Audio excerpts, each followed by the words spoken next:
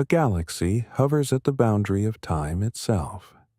Its light has been crossing the cosmos toward us for 13.4 billion years. When it departed, the universe was only 290 million years old, and it had already formed oxygen, something the laws of physics declared could not exist. Scientists named one survey in its honor: Mirage or Miracle. An astronomer at the University of Kansas found herself lying awake at 3 in the morning, asking whether everything she had built her career on was simply wrong. A Nobel laureate announced to the world that what his telescope had uncovered meant, in his own words, "We have misunderstood the universe." If you find that even half as unsettling as we do, stay right here. Like and subscribe, because this story is far from finished. Let's begin. Picture the most distant thing you can conceive, a star so far away that its light departed before our planet was born. A galaxy so remote it occupies the absolute rim of the observable universe. Now, picture finding one that should not exist at all. That is precisely what happened. And it reshapes everything we believed we understood about how the cosmos came to be. December 25th, 2021, Christmas morning. Across the world, children were ripping into gift wrap. Families were settling around holiday tables. And somewhere within that ordinary warmth, a rocket stood on a launch pad cut from jungle in French Guiana on the northeastern coast of South America. Inside its payload fairing sat something that had required 3 decades to construct, had consumed $10 billion, and had shattered the spirit of everyone who built it at least once. The rocket was an Ariane 5. The payload was the James Webb Space Telescope. 7:32 in the morning local time. The count reached 0 and the rocket rose. There were no crowds lining the streets to watch this launch. The people who grasped what was at risk were far too frightened to celebrate. In mission control rooms in Baltimore and Paris and across Europe, engineers sat rigid, eyes locked on monitors, barely breathing. They had devoted years to rehearsing every conceivable failure, every bolt that might snap, every motor that might seize, every circuit that could spark and die. They had catalogued them. 344 single points of failure during deployment alone. 344 moments where one mechanical flaw, one reluctant latch, would terminate the mission permanently. No shuttle could fly out to fix it. No second attempt existed. The telescope was already too far away and pulling farther with every second. The original schedule had called for launch in 2013. Then the mirrors were redesigned.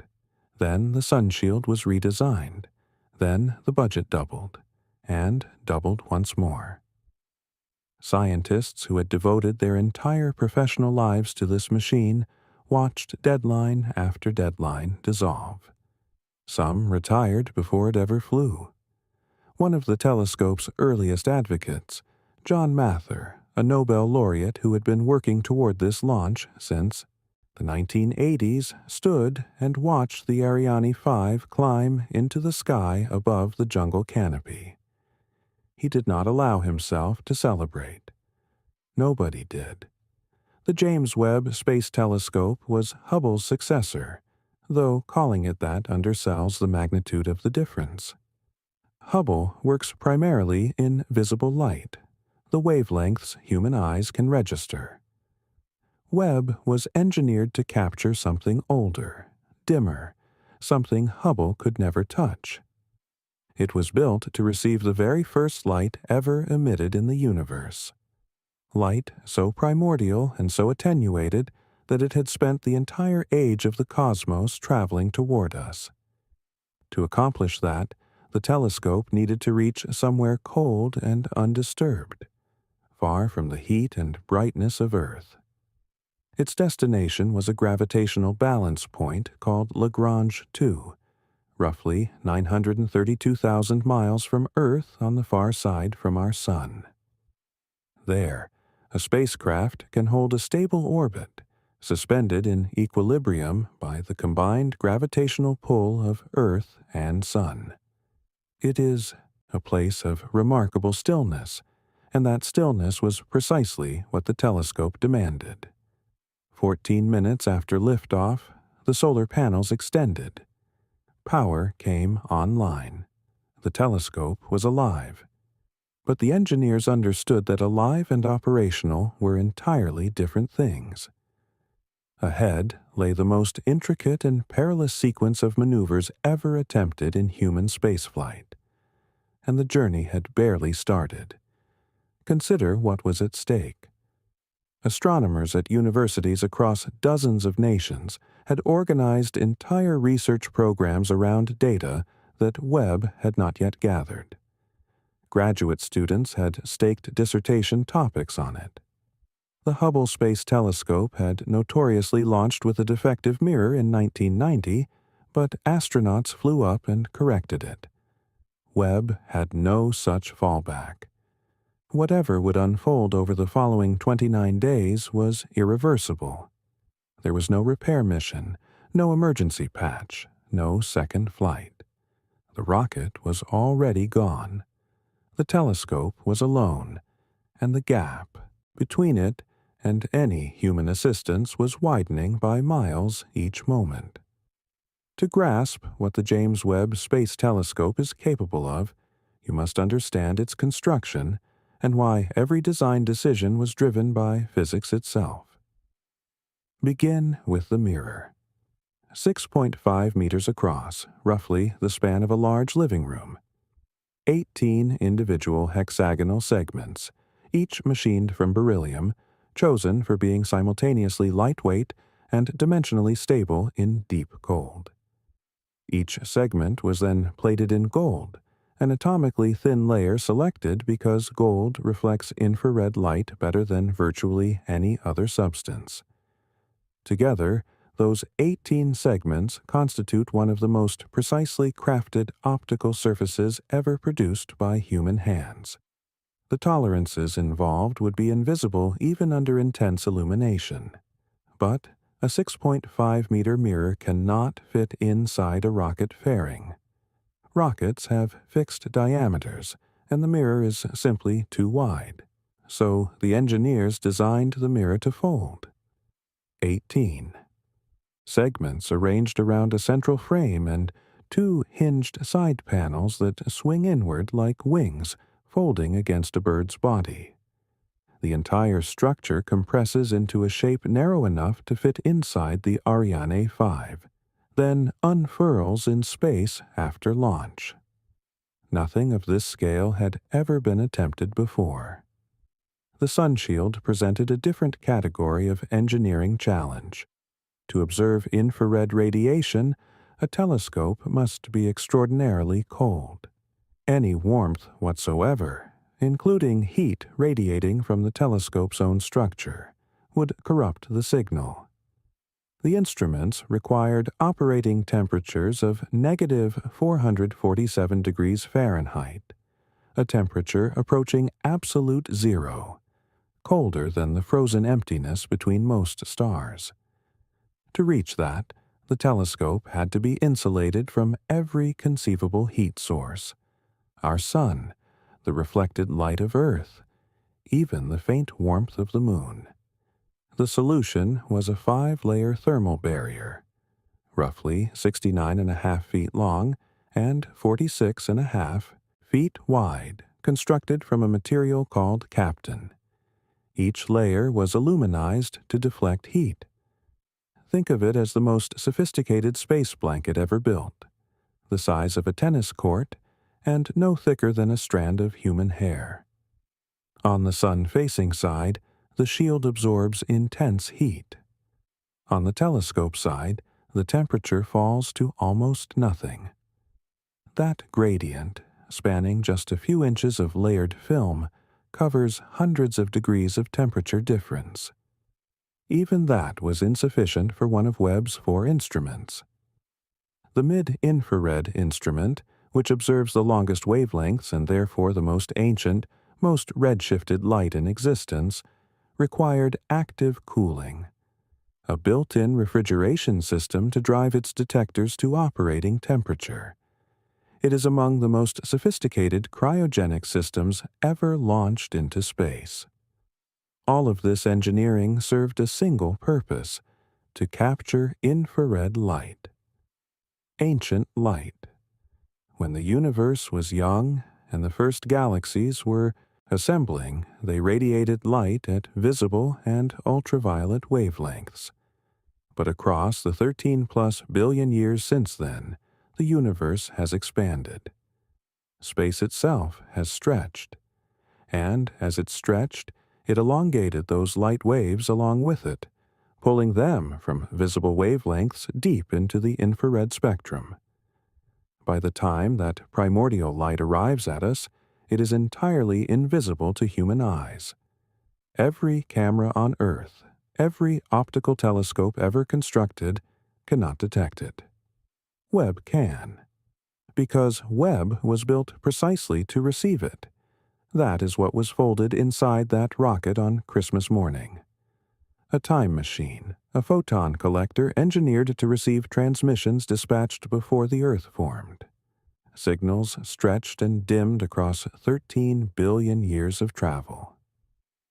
There is something intimate about this, even if it takes a moment to feel it. Every atom of oxygen in your lungs, every atom of iron in your blood was forged in the core of a star that burned and died before our solar system existed. At its most fundamental level, the James Webb Space Telescope was built to trace where all of that came from. The question was whether the messages it decoded would confirm what science already held to be true about the universe, or say something far more troubling. Before the James Webb Space Telescope ever aimed its golden mirror at the cosmos, cosmologists believed they possessed, in broad and confident terms, a working understanding of how the universe operated. That confidence was not hubris. It was earned, assembled piece by painstaking piece across decades of observation, calculation, and experimental validation. The framework they had built was called lambda cold dark matter, and it stood as one of the most successful scientific constructions ever achieved. Here is what it describes. The universe is composed of 3 ingredients, none of them evenly distributed. Only 5% of everything that exists is ordinary matter. Atoms, molecules, everything that comprises stars and planets and oceans, and you. 27% is something called cold dark matter, invisible to light, detectable only through the gravitational influence it exerts on surrounding galaxies. The remaining 68% is even more foreign, a property of space itself called dark energy, which drives the universe's accelerating expansion. Together, these 3 components in those exact proportions reproduce virtually everything astronomers can observe. The model also specified how structure arose. In the earliest instance after the Big Bang, the universe was a near-uniform fog of hydrogen and helium punctuated by tiny fluctuations in density. Gravity acted on those variations. Denser regions pulled in more matter. Over hundreds of millions of years, the fog condensed into the first stars, and those stars coalesced into the first dwarf galaxies, and those dwarf galaxies slowly merged and grew into larger structures, small first, large later. That progression, known as hierarchical structure formation, was among the model's most fundamental and most thoroughly tested predictions. Heavy elements were integral to that story. The early universe held essentially no oxygen, no carbon, no iron, no silicon. Those elements did not yet exist. They had to be forged in the nuclear furnaces of the first stellar generation and then distributed across space when those stars died in supernova explosions. After those explosions, a second generation of stars could emerge, incorporating the debris. Then those died as well, and a third generation formed, chemically richer than either predecessor, each cycle leaving the universe more complex than it found it. Astronomers calculated that accumulating enough oxygen to detect spectroscopically in a distant galaxy required at minimum 1 billion years of stellar birth, death, and recycling. For decades, every observation pointed the same way. The Hubble Space Telescope probed deep space and found exactly what lambda, cold, dark matter, anticipated. The farther back you looked, the smaller and less developed the galaxies appeared. The universe had assembled itself incrementally, the way a city grows from scattered outposts into a thriving metropolis. It was ordered. It was elegant. It was internally consistent. Cosmologists had prevailed.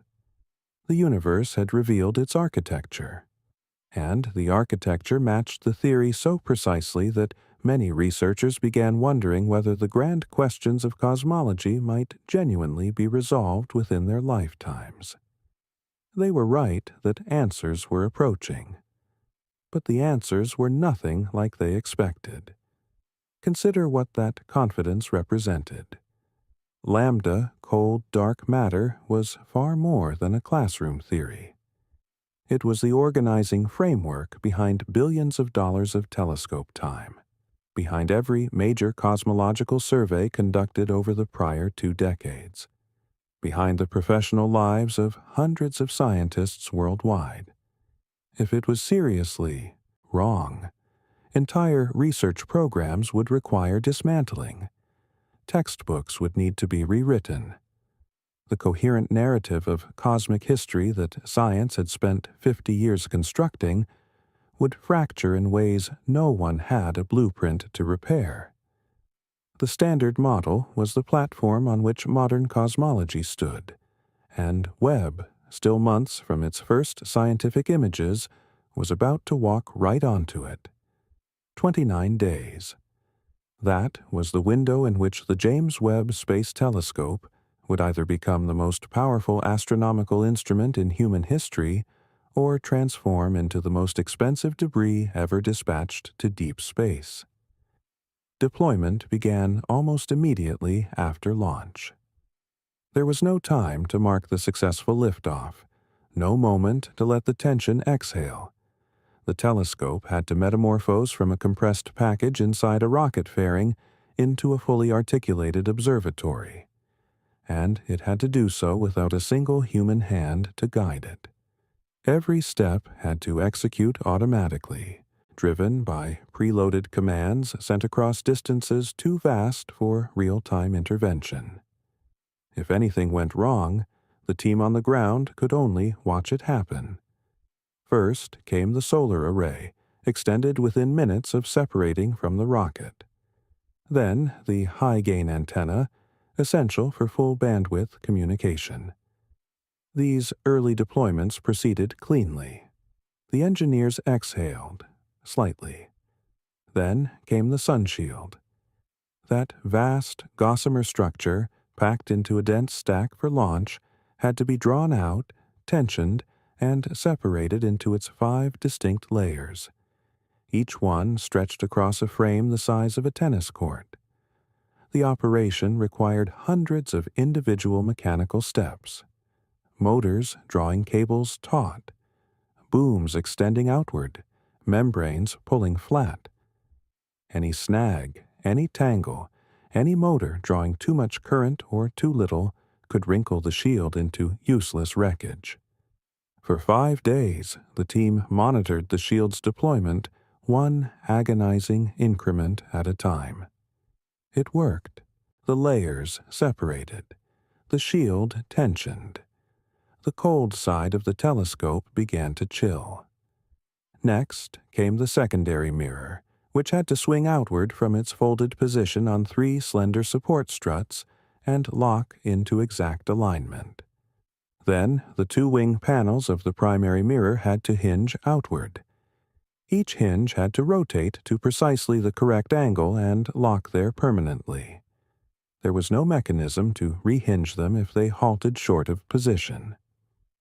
The panel deployments occurred over 2 consecutive days in early January 2022.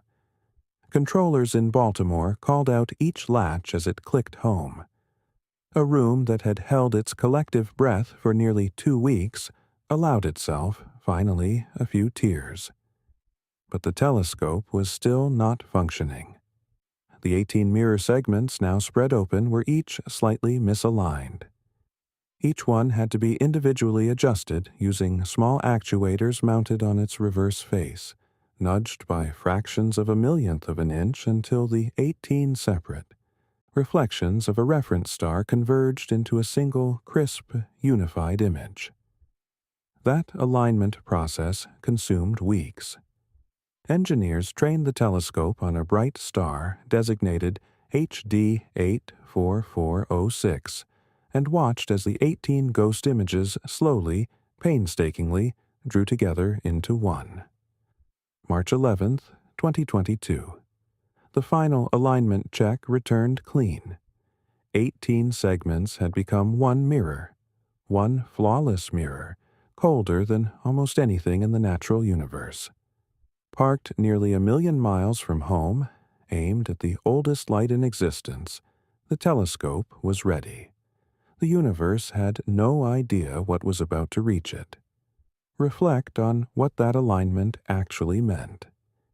18 mirror segments manufactured in separate facilities, transported across the country, folded into a rocket, subjected to the violence of launch, and then sent adrift nearly 1 million miles from any tool or engineer.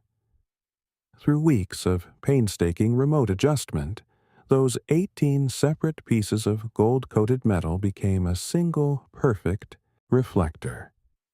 The precision involved was comparable to aligning a mirror until it could sense the warmth of a candle flame at the distance between Washington, D.C. and Los Angeles. That is the instrument that waited, still and cold, pointed at the oldest darkness in existence. July 12, 2022, the White House held an event. The President of the United States stood before a display and revealed the first official science image from the James Webb Space Telescope to the world. What people saw stopped them cold. A field of thousands of galaxies, each a different color, each a different shape, spirals and ellipses and smeared arcs blanketing a patch of sky so small that a grain of sand held at arm's length would cover the entire area. Every point of light in the image was not a star. Every point of light was a galaxy, holding hundreds of billions of stars. The image reached further back in time than any photograph in history. Scientists and journalists and members of the public stared at it and experienced something that resists easy description. Awe is probably the closest word. A kind of vertigo that comes from understanding, viscerally rather than intellectually, how immense and ancient the universe actually is. The celebration was genuine and widespread. But inside research offices at universities across the country and around the world, some astronomers were studying those early images with deepening unease. Among them was Garth Illingworth, an astronomer at the University of California, Santa Cruz who had spent decades studying distant galaxies and knew better than most what those galaxies were supposed to look like. The earliest galaxies, according to every model, should appear small, disorganized, faint. The universe at that age simply had not had sufficient time to build anything more substantial. What Illingworth and others were seeing in the Webb data did not look like that. Some of those objects appeared unexpectedly large, unexpectedly bright. One word kept surfacing in private exchanges among researchers. Wrong. Richard Ellis, a cosmologist at University College London and one of the most respected observational astronomers alive, was among the first to say it publicly. Studying the early data, he told colleagues, "It worries me slightly that we find these monsters in the first few images." Monsters. It was not hyperbole. These galaxies, if confirmed, were too massive to have assembled in the time available. They violated the chronology of cosmic history the way a fully grown oak tree contradicts any claim that it sprouted from an acorn planted last week. And the Webb telescope, with all its power and precision, had barely begun to look. For the researchers who had noticed the anomalies, there was a disturbing calculation to confront. The sample in those first images was minuscule. Webb had been operational for just a few months. The sky coverage was a fraction of the full observable universe. And yet even within that tiny sample, the data held objects that strained or exceeded the model's limits. If the anomalies were real rather than instrumental artifacts, the statistical implication was stark. Many more such objects should exist across the full sky at every distance Webb had not yet surveyed. The universe might be saturated with early massive galaxies that the standard framework never predicted and could not explain. The first images had been a celebration, but for those who understood what to look for, they had also been a warning. February 23, 2023. A paper landed in the journal Nature that shifted the conversation from whispered concern to open confrontation. The authors were Ivo Labe, an astronomer at Swinburne University of Technology in Australia, and Erica Nelson at the University of Colorado Boulder, along with a team of colleagues. They had been analyzing early James Webb Space Telescope photometric data, measuring the light from extremely distant objects, and what they had found was difficult to absorb even for the people who uncovered it. 6 candidate galaxies, all existing between 500 and 700 million years after the Big Bang, with masses that, if the measurements held up, were extraordinary. Up to 100 billion solar masses, 100 billion times the mass of our own star. Some of these objects, if confirmed, would rival the Milky Way in total size. The Milky Way required approximately 13 billion years to build. These candidates had apparently accomplished something comparable in under a billion years. Lambda cold dark matter had an explicit prediction for this epoch. Early galaxies should be small. They should be the building blocks, the seeds, the raw material out of which larger structures would gradually be assembled over cosmic time.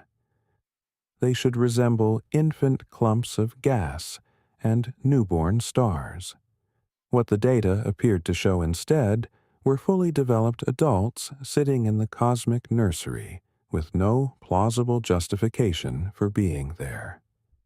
Joel Laja, a galaxy evolution researcher at Penn State University, read the paper and delivered a judgment that rippled immediately through the astronomical community. These objects, he stated, were in tension with 99% of cosmological models. He did not claim the models were wrong.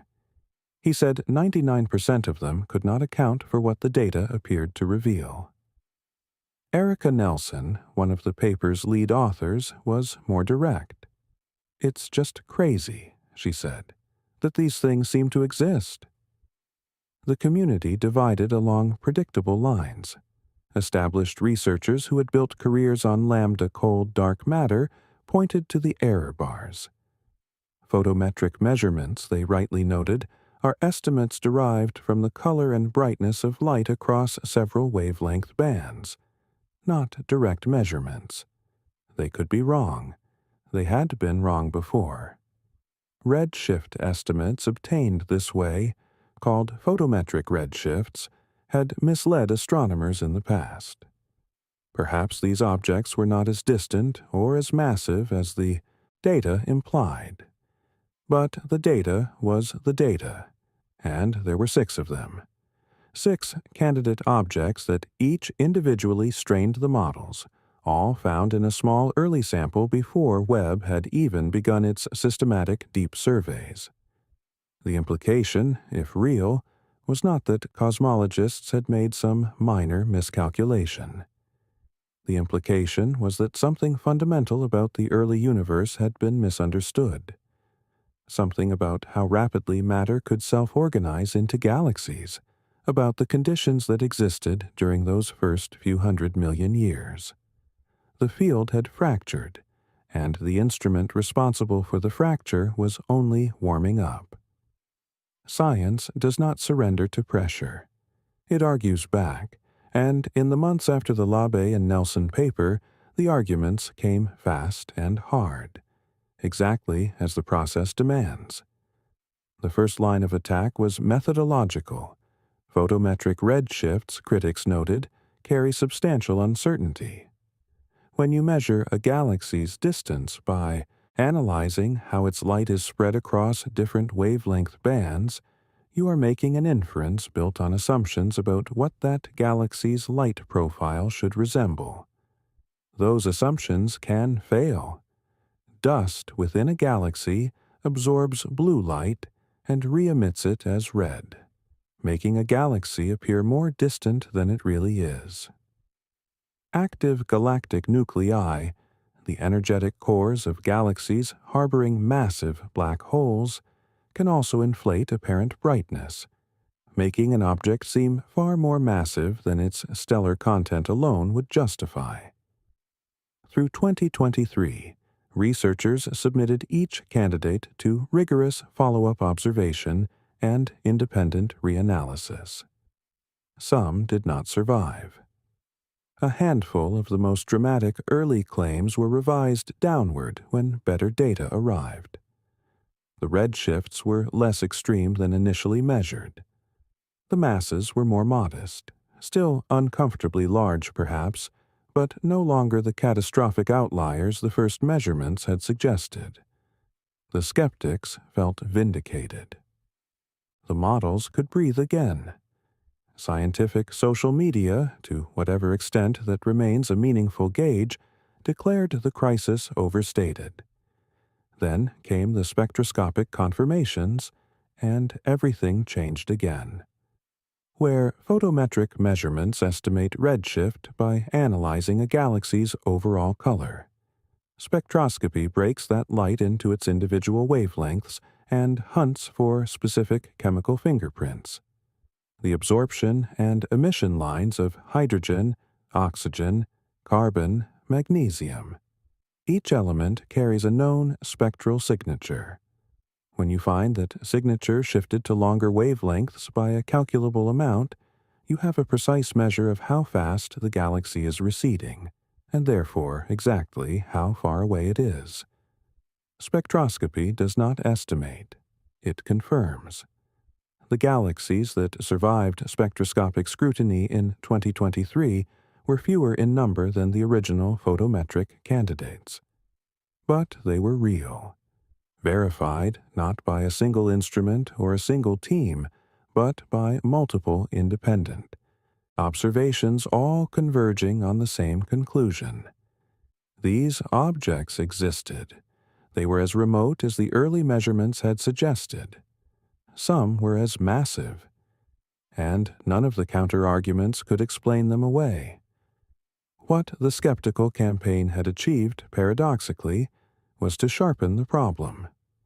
By eliminating the candidates that could be accounted for, it left behind precisely the ones that could not. The confirmed galaxies were not outliers sitting at the tolerant edge of what models could accommodate. They were, in the language several researchers used, genuinely anomalous, sitting in regions of parameter space where no galaxy should exist if the standard model was correct. The field had spent a year trying to dissolve the problem. The problem had not dissolved. In some respects, it had deepened. One distinction is worth drawing carefully, because the popular press tends to flatten it. The confirmed anomalies did not mean that all of lambda cold dark matter was broken. The model's predictions about the composition of the universe, the proportions of dark matter and dark energy, remained in excellent agreement with other data sets. The problem was specifically with the timeline of early galaxy formation. How quickly matter organized itself, how fast the first massive structures assembled. On those questions, and only those questions, the Webb data and the model were beginning to diverge in ways a year of critical pushback had failed to resolve. Something real was there. The community was no longer arguing about whether a problem existed. It was arguing about how large the problem was. That is an entirely different conversation. Faced with data that resisted easy explanation, the James Webb Space Telescope science teams did what good scientists always do when confronted with anomalies. They looked harder. The James Webb Advanced Deep Extragalactic Survey, known within the community as JWST, was the most ambitious imaging and spectroscopic program the telescope would undertake in its early years. The concept was simple, and the commitment was staggering. Point the telescope at two carefully selected patches of sky, regions already studied extensively by Hubble and ground-based observatories, and stare. Hundreds of hours of exposure time, multiple instruments, every photon counted. Kevin Hainline at the University of Arizona led portions of the analysis alongside Stefano Carniani at the Scuola Normale Superiore in Pisa, Italy, and a large international team. Their objective was not to chase individual spectacular objects. Their goal was systematic. Map the galaxy population of the early universe. Build a statistically meaningful catalog. Measure redshifts not by the dozen, but by the thousand, and understand the architecture of cosmic history layer by careful layer, the way a geologist reads rock strata. The survey delivered thousands of catalogued galaxies, with spectroscopically confirmed redshifts reaching back to within the first few 100 million years of cosmic time. JWST became the deepest and most complete census of the early universe ever assembled. Researchers published paper after paper, each one adding resolution to the picture of how the cosmos had evolved from featureless fog into the structured web of galaxies surrounding us today. Most of what JD's found was consistent with prior knowledge, filling gaps and refining existing measurements. But some of what it found was not. Buried within the vast JD's catalog, sitting at a redshift no one had previously confirmed, was a galaxy that simply did not fit. The data around it accumulated slowly, checked and rechecked by multiple team members who each kept waiting to find the error. There was no error. The object was real, positioned at a distance and a cosmic age that, in the words of several of the researchers involved, should have been physically impossible. The team designated it JADES-GS-Z14-0, and when the announcement of its confirmed properties finally arrived, it surpassed every boundary of what the standard model could explain. It did not merely stretch the boundary, it broke it entirely, in a way that no revision of error bars or alternative interpretation could repair. One of the foundational assumptions of modern cosmology had been tested, and the test had failed. The universe, it emerged, had been far busier than anyone believed it could have been. The catalog entry carrying the designation JADES-GS-Z14-0 was about to become one of the most debated objects in the history of observational cosmology. The team examining its spectral data had already reviewed their work multiple times. They would review it again, and when they finished, the answer would remain unchanged, impossible, and real. May 2024. The confirmation arrived. The galaxy JADES-GS-Z 14-0 carried a confirmed spectroscopic redshift of 14.32. That number demands translation to be properly felt. A redshift of 14.32 means the light captured by the James Webb Space Telescope departed this galaxy just 290 million years after the Big Bang.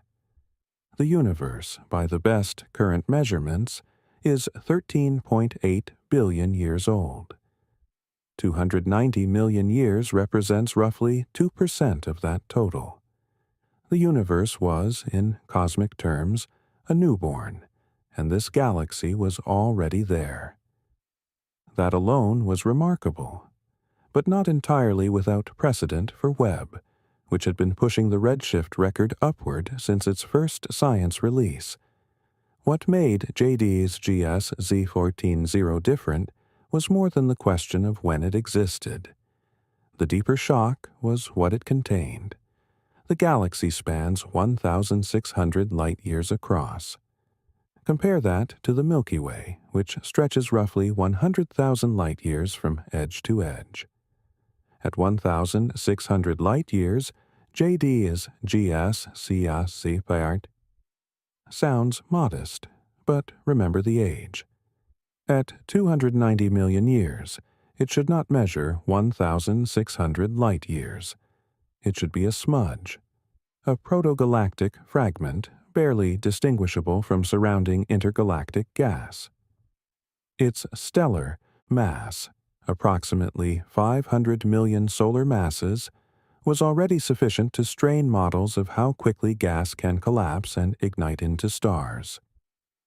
Then the spectroscopy revealed oxygen. Oxygen does not originate in the Big Bang. The Big Bang produced hydrogen, helium, and trace quantities of lithium, and nothing heavier. Every other element in the periodic table was assembled later, inside stars. Oxygen specifically is manufactured in the cores of massive stars and dispersed into space when those stars conclude their lives in supernova explosions. For oxygen to appear in detectable quantities inside a galaxy, that galaxy must have already hosted at least one, and most likely several, generations of stars that were born, burned through their full stellar lifetimes, and died violently. The Standard Model placed that minimum at 1 billion years. JD's GS Z0 was achieving it at 290 million years. Stefano Carniani, who led the analysis of the galaxy's spectral data, stated the difficulty plainly. How can nature make such a bright, massive, and large galaxy in less than 300 million years? It was not a rhetorical question. He and his colleagues genuinely had no answer. Sander Schaus of Leiden University, working with the same data, offered an analogy. It is like finding an adolescent in a room where you were expecting only infants. The light from this galaxy traveled 13.4 billion years to reach Webb's mirror. Because the universe expanded during that journey, the galaxy now lies at a proper distance of approximately 33 billion light-years from Earth. We are not observing something that exists in the universe as it is today. We are receiving a transmission from a time before our planet, before our sun, before most stars in the Milky Way were born. And that transmission says, we were already here. We had already lived and died and spread our debris across space. Whatever existed before us, you have not yet located it. The question trailing every conversation about JADES-GS-Z 14-0 was always the same. If oxygen was already present at 290 million years, then stars must have formed and ended their lives before we can currently observe what came before. What ignited those first stars? And how much of cosmic history is hidden in a window the telescope had not yet opened? The astronomical community had barely processed the implications of JWST-GS-Z 14-0 when the next discovery arrived. In the weeks following the JADES confirmation, Peter van Dokkum of Yale University and Rohan Naidu of the Massachusetts Institute of Technology announced a separate finding: a galaxy at redshift 14.44. They named it MOM-Z14. The subtitle of their published paper described it, without irony, as a cosmic miracle.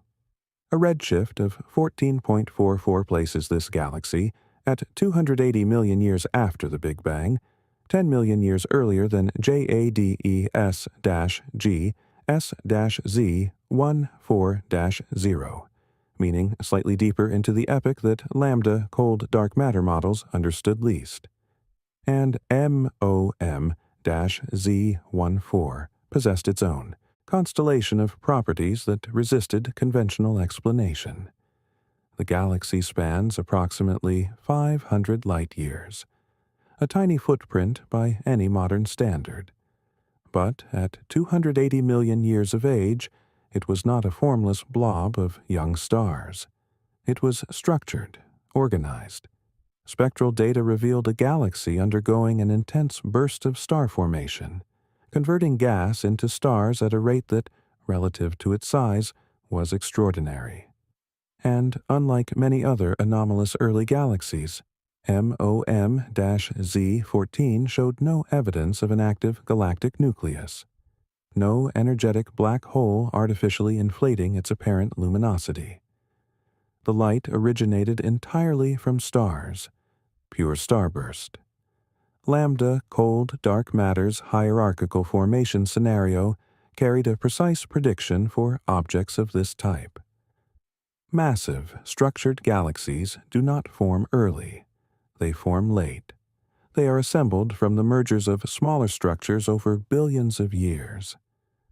The most massive galaxies in the present-day universe, the giant ellipticals anchoring the centers of galaxy clusters, earned their bulk slowly, consuming smaller galaxies across cosmic time.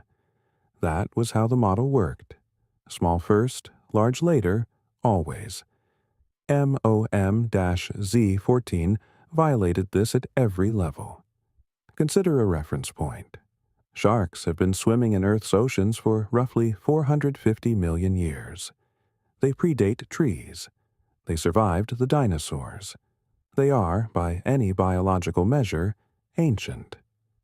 MOM-Z14 has existed for 280 million years. This galaxy is younger than sharks. And yet it already displays the structural complexity and chemical signatures that the standard model predicted would take billions of years to develop. The spectral data from MOM-Z14 also disclosed something else. Something that would have seemed beyond reach before Webb began its deep surveys. The galaxy displayed a high nitrogen-to-carbon ratio, a chemical fingerprint that in the present-day universe is associated specifically with the densest, oldest stellar environments in the Milky Way, the globular clusters, those ancient spherical star cities orbiting our galaxy's halo and dating back nearly to the beginning of cosmic time. Finding that signature in a galaxy only 280 million years old suggested that MOM-Z14 was not a primitive ancestor of later galactic architecture. It was already chemically mature in ways the models simply could not accommodate. Van Dokkum, Naidu, and their colleagues were measured in their language. They documented the uncertainties. They acknowledged the need for further observation. but they called it a cosmic miracle, and they meant it in the technical sense, something so statistically improbable under the current framework that its very existence required a new one. Two galaxies, weeks apart, both at the edge of observable time, both impossible under the finest theory humanity had ever built to describe the universe. And the James Webb Space Telescope, hovering nearly 1,000,000 miles from Earth, cooling itself to temperatures colder than open space, had only just started looking. Whatever it found next, the field would never again be able to look at the early universe and claim to understand what had transpired there. The comfortable certainty of lambda cold dark matter was finished. The era of genuine, productive confusion had opened. Confusion in science is not an end point. It is a departure. Every failed prediction, every galaxy that arrived too early, every mass that surpassed what the universe should have permitted, each was an arrow pointing somewhere new. The field had surrendered its certainty. What it received in exchange was a far richer set of questions. One of those questions arrived wrapped in light that had no right to exist. JADES-G-S-Z1-3-1 is a galaxy at redshift 13.0, placing it 330 million years after the Big Bang, already deep in territory where lambda-cold dark matter struggles. But the redshift alone was not what arrested astronomers. It was the nature of the light the galaxy was emitting. There is a specific ultraviolet wavelength called Lyman alpha radiation. It is produced when hydrogen atoms release energy after absorbing ultraviolet photons from young, hot stars, a signature of vigorous star formation. In the early universe, this signal should be completely invisible to us. The early cosmos was saturated with neutral hydrogen gas, a dense fog extending across billions of light years. That fog is extraordinarily efficient at a single task, absorbing Lyman alpha radiation. Photons at that wavelength enter the fog and disappear. They are captured before they can travel. The standard model of cosmic history was explicit. Any Lyman alpha signal originating before reionization was erased in transit. Period. JADES-GS-Z 13-1 is emitting Lyman alpha. Kevin Hainline of the University of Arizona, analyzing the data, stated it with characterize its understatement. We really shouldn't have found a galaxy like this. That sentence, precise and restrained, carries the full weight of what the detection implies. A signal the fog should have consumed is arriving at our instruments. Somehow the light made it through. Only a few mechanisms could explain this. One possibility is that the galaxy carved out a bubble around itself, a region where the surrounding hydrogen had already been ionized and swept clear, offering the Lyman alpha photons an escape route. But for a bubble large enough to allow this signal to pass to have existed 330 million years after the Big Bang, ionizing radiation would have had to begin burning through the fog far earlier than any model predicted. Another possibility is that the fog was never as dense as the models assumed, that neutral hydrogen density in the early universe was lower, patchier, more locally transparent than the standard timeline permits. Either interpretation leads to the same conclusion. Reionization began substantially earlier than cosmologists calculated. The scale of this revision matters. Every textbook account of early cosmic history contains a timeline for when the universe transitioned from opaque to transparent. That timeline was not a guess. It was derived from decades of observation, cross-checked against multiple independent data sets, and enshrined as one of the firmest chronological anchors in cosmology. JADES-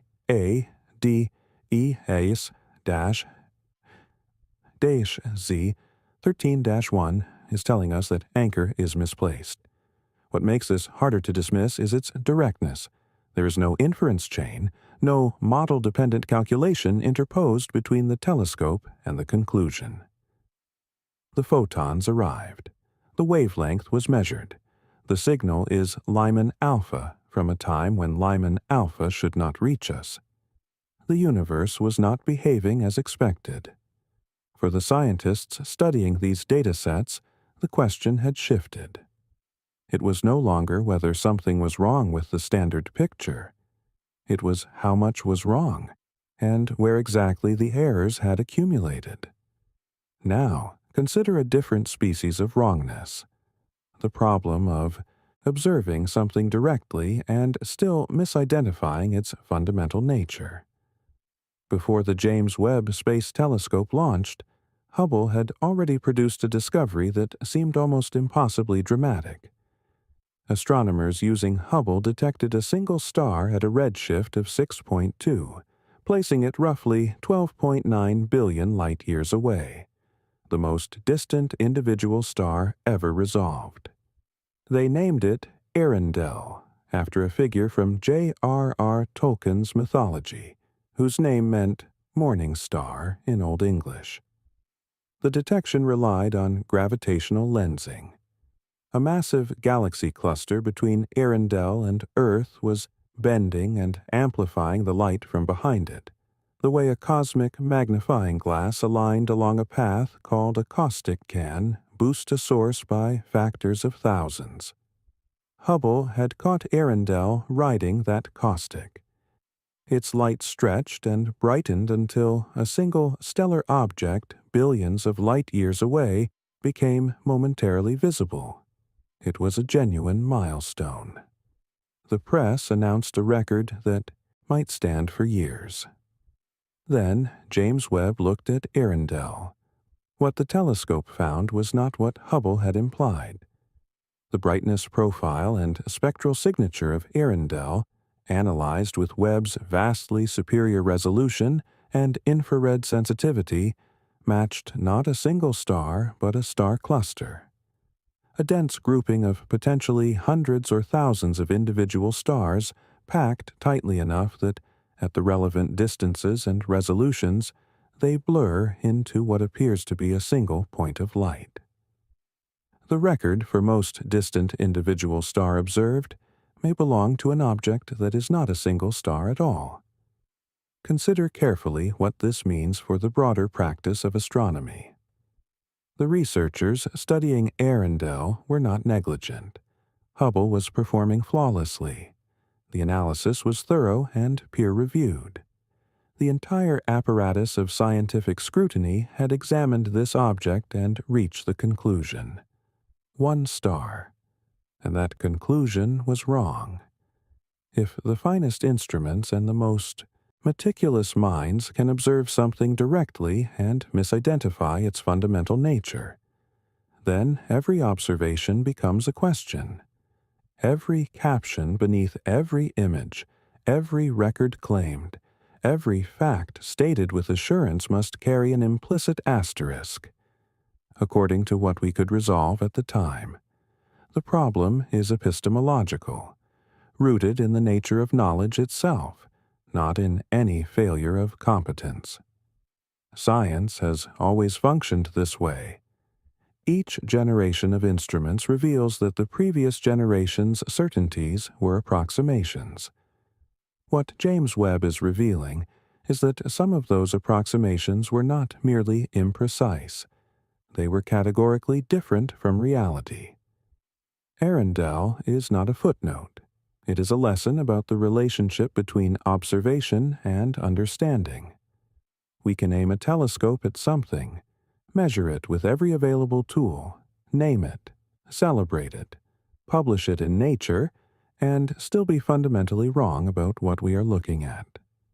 That lesson matters, because as Webb continued returning data, it would surface additional cases where the confident conclusion and the actual reality were separated by a gap far wider than anyone had expected.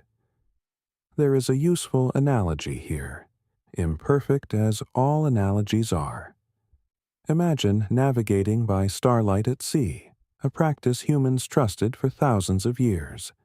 You learn the positions, you plot the courses, you sail with confidence. Then someone hands you a GPS and informs you that the star you trusted most has appeared to shift. That atmospheric refraction had been bending its apparent position the entire time you were using it. Your navigation was internally coherent. Your charts were accurate relative to each other. But your fixed reference point was not where you believed. Arundel is that shifted star. A fixed reference, celebrated and relied upon, that the next instrument revealed to be something other than it appeared. The universe does not dispense clean, simple signals.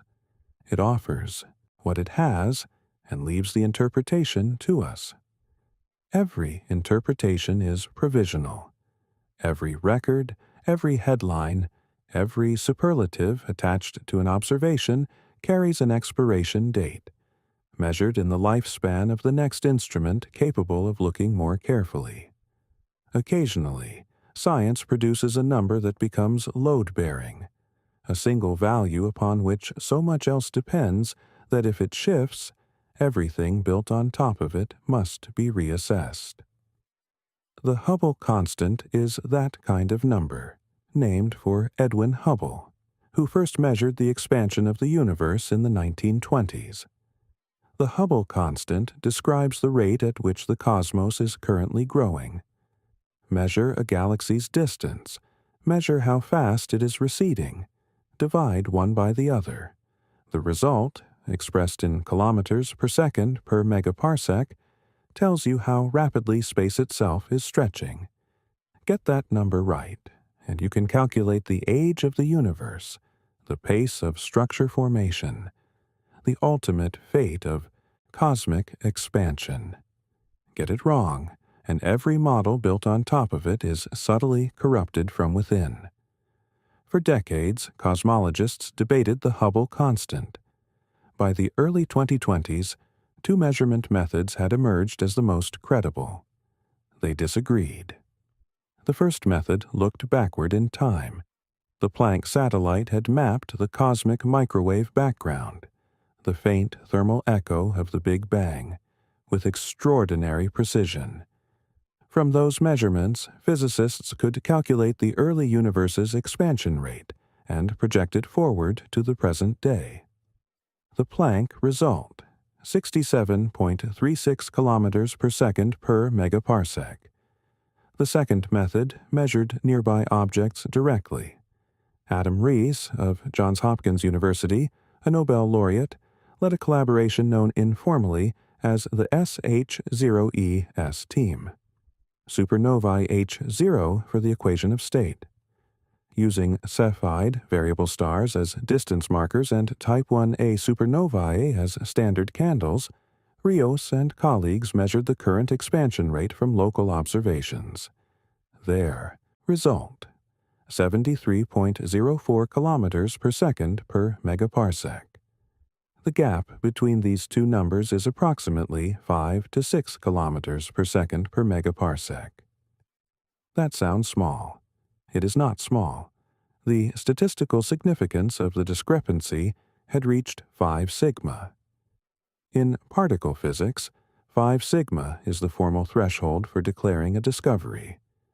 Inverted, a 5 sigma disagreement between two measurements of the same quantity is the formal threshold for declaring that something may be fundamentally wrong. Some physicists argued the discrepancy reflected a systematic error in one or both methods. Perhaps the Cepheid measurements were contaminated by crowded stellar fields.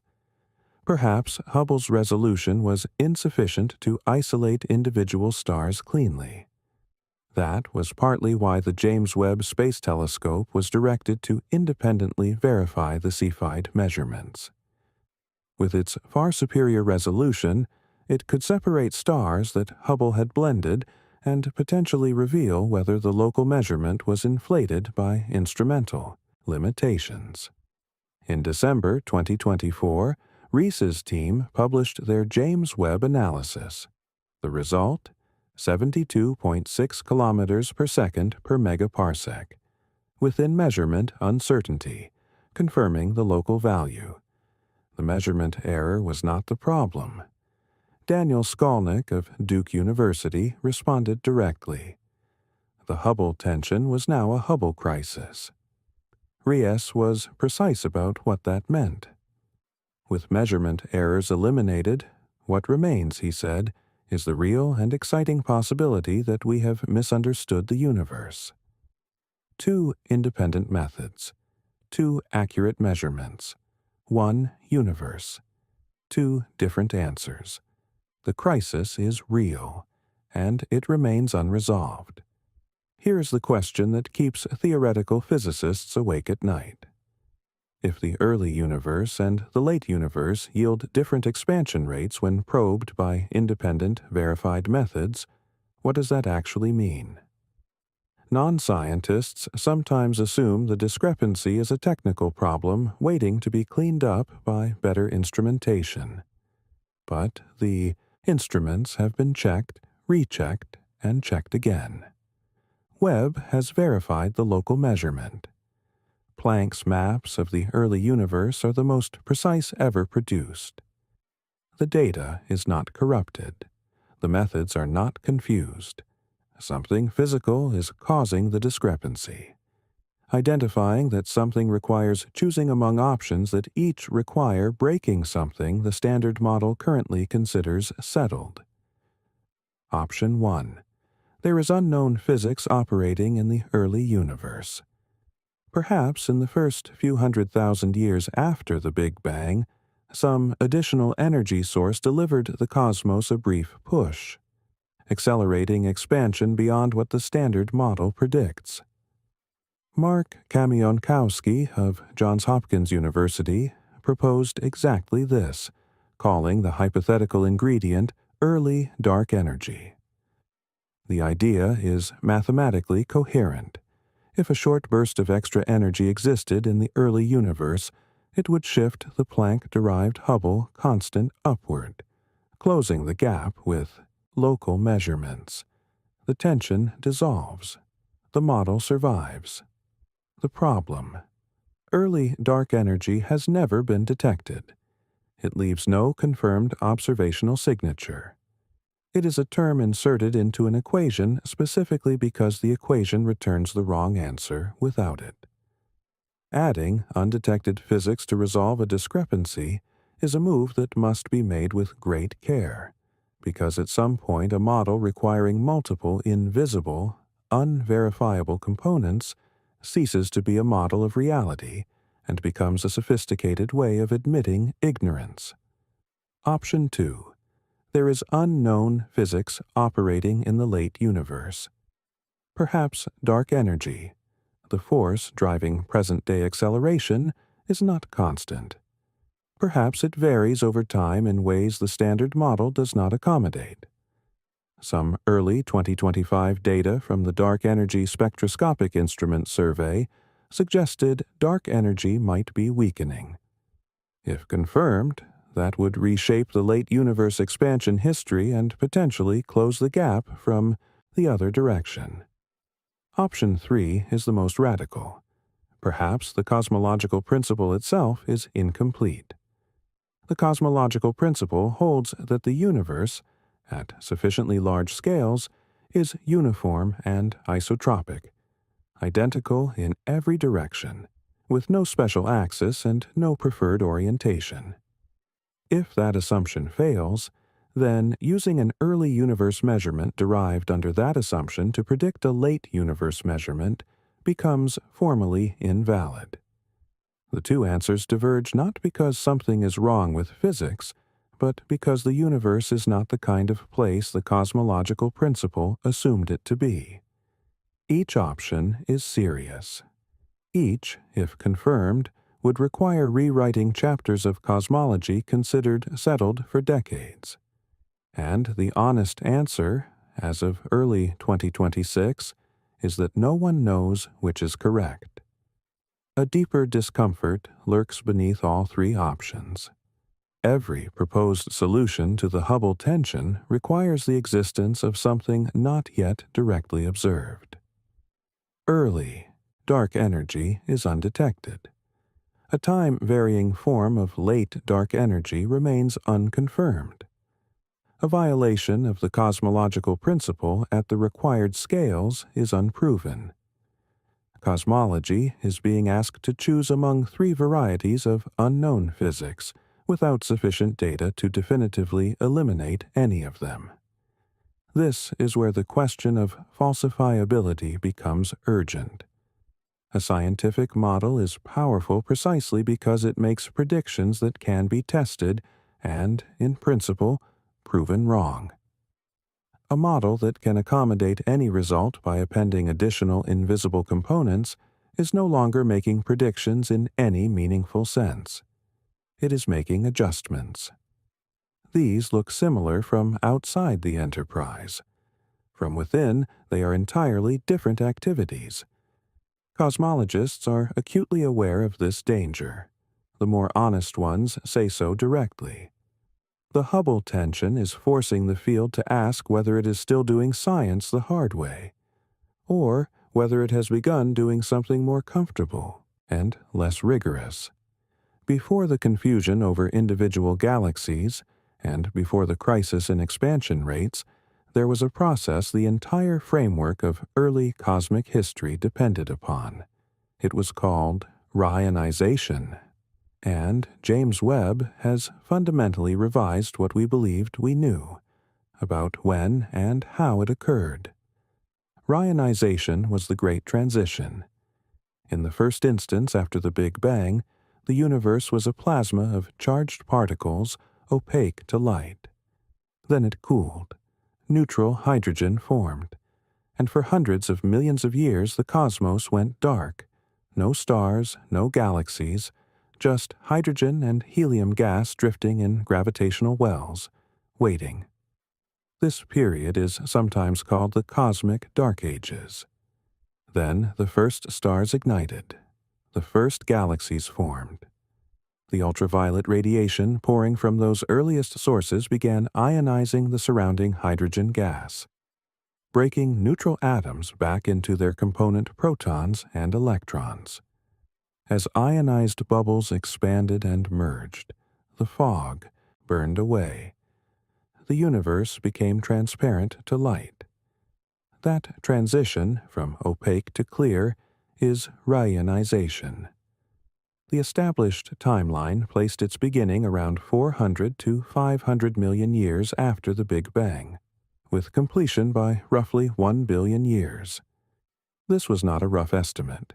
It had been derived from observations of distant quasars, confirmed by Planck satellite data, and embedded in the Standard Model as one of its most reliable chronological anchors. James Webb's observations have torn that timeline apart. Charlotte Mason of the University of Copenhagen, one of the field's leading Ryanization researchers, described the community's reaction with characteristic understatement. Everyone was freaking out. The Lyman alpha detections from galaxies like JADES-GS-Z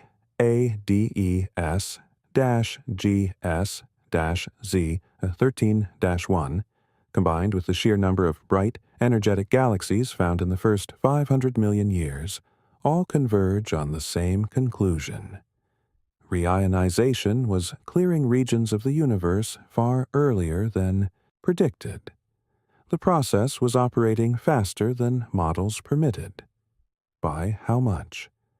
A 2024 paper in the monthly notices of the Royal Astronomical Society, one of the oldest and most respected journals in astronomy, put a number to it. Reionization concluded approximately 350 million years earlier than models had predicted. And then it went further. The paper stated directly that the lambda-cold dark matter timeline simply cannot accommodate the combined James Webb and Planck observations, even if exotic corrections are applied. That final clause is significant. Even with exotic corrections, the authors were not saying the model required adjustment. They were saying the model's timeline was incompatible with observation at a level that no adjustment could bridge. 350 million years earlier in a universe 13.8 billion years old may sound like a modest correction. But those 350 million years are not drawn from the middle of cosmic history. They are drawn from the very beginning, the first sliver of the universe's existence, when conditions were most extreme, and the foundational processes that shaped everything thereafter were operating at full intensity. Getting that window wrong by 350 million years is not a small error in a large number. It is a large error in the most sensitive, most consequential interval in cosmic history. The data kept arriving. The anomalies kept accumulating. And somewhere in the midst of it, the human dimension of this upheaval became visible in a single remark from a working scientist. Alison Kirkpatrick is a professor of astronomy at the University of Kansas. She has devoted her career to studying galaxies in the early universe. She was trained in the framework of lambda cold dark matter. She taught it to her students. She constructed her research program on its predictions. In that sense, she represents an entire generation of cosmologists who entered the field when the Standard Model felt solid, who invested their most productive years in extending it, and who are now watching its foundations tremble. In 2023, Kirkpatrick said this: "Right now, I find myself lying awake at 3 o'clock in the morning, wondering if everything I have ever done is wrong." That sentence landed differently for scientists than for the general public. For non-specialists, it reads as a moment of private doubt. For anyone who understands what it means to construct a career in theoretical science, it reads as something closer to vertigo. Consider the path that led to Kirkpatrick lying awake. Years of graduate school absorbing the mathematics and observational methods underpinning the Standard Model. A dissertation. Postdoctoral positions. A faculty appointment won in fierce competition.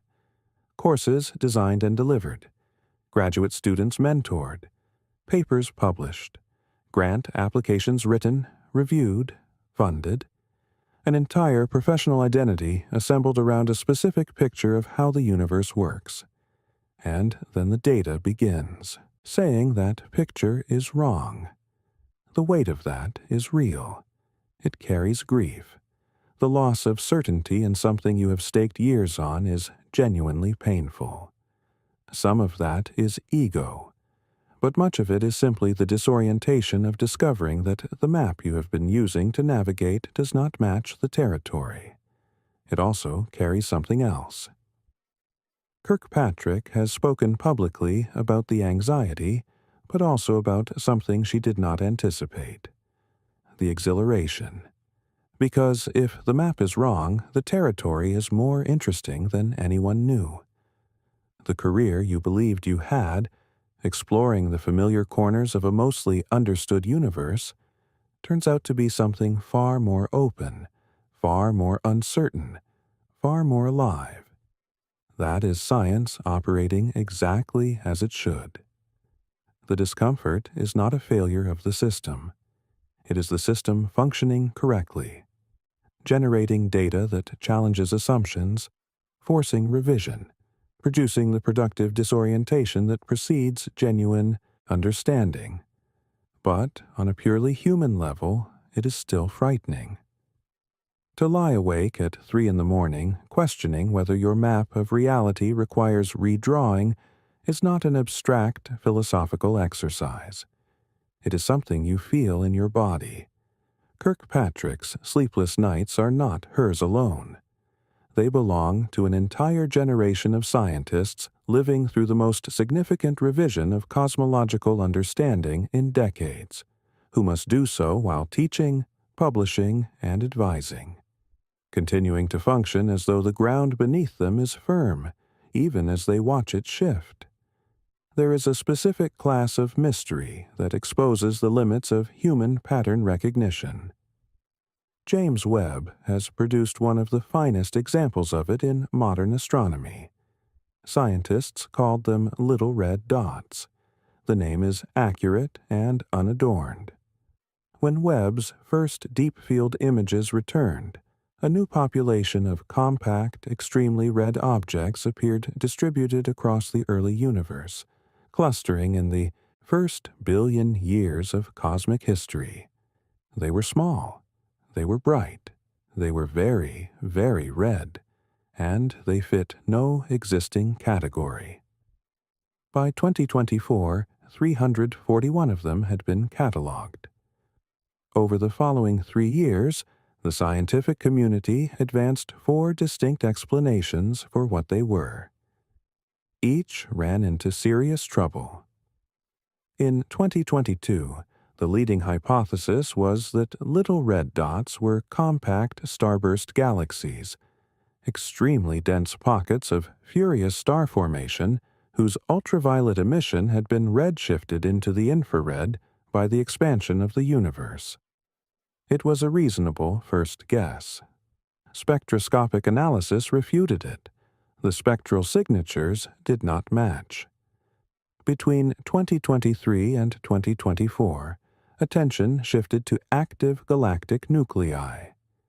Galaxies harboring supermassive black holes at their centers that were actively accreting gas and radiating enormous energy across the electromagnetic spectrum. Actively feeding black holes are X-ray emitters. They produce X-ray signatures as a reliable byproduct of accretion. If little red dots were active galactic nuclei, they should appear in X-ray surveys. Of 341 catalogued objects, exactly 2 were detected in X-rays. 2. That hypothesis collapsed. In September 2025, a third theory emerged. Black hole stars, a theoretical class of object in which a black hole forms the gravitational core of an immense ball of gas, powering the entire structure from within. Objects of this type had been theorized but never observed. The hypothesis remains unconfirmed. Then, in January 2026, 2 independent papers arrived simultaneously from opposite sides of the Atlantic, and they disagreed with each other. A team at the Niels Bohr Institute in Copenhagen published in Nature. Little red dots are young black holes enveloped in cocoons of dense ionized gas. The cocoon absorbs and reprocesses radiation, explaining both the extreme redness and the absence of X-ray signatures. The same week, researchers at the Harvard-Smithsonian Center for Astrophysics published their analysis. Little red dots may be supermassive stars of approximately 1 million solar masses each. Metal-free objects of a type never directly observed, sometimes theorized as precursors to the first supermassive black holes. 2 papers, 2 research teams, 2 entirely different identities for the same population of objects. No consensus, 4 theories, 3 years, 341 unexplained objects. The scientific process is working. Each wrong answer narrows the search space. But every time the field believed it had arrived at a solution, the universe disagreed. Consider the human scale of this failure to converge. Hundreds of researchers across dozens of institutions have devoted years to these objects. Graduate students have written dissertations about them. Observing time on the most expensive scientific instrument ever built has been allocated to their study. Peer-reviewed papers, each representing months of analysis and careful argument, have proposed and defended each successive theory. The community is not failing from lack of effort or expertise. It is failing because the objects themselves do not fit the categories that existing physics constructed. That is what a genuinely new phenomenon looks like in real time. Not a clean discovery with a press release and a Nobel Prize waiting at the end of a tidy, logical chain.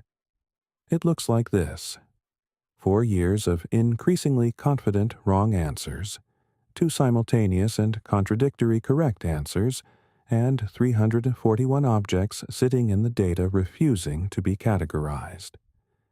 What James Webb has demonstrated through the little red dots is that the early universe was doing something with its mass and energy that no living physicist anticipated. That realization carries a weight that numbers and press releases cannot fully convey. While astronomers were cataloging little red dots and measuring expansion rates, a quieter anomaly was accruing in a separate dataset, one that, if confirmed, would demand revising something even more fundamental than the Ryanization timeline or the masses of early galaxies. It would require revising the most basic assumption cosmology makes about the nature of reality itself. The cosmological principle holds that the universe, at sufficiently large scales, is isotropic and homogeneous.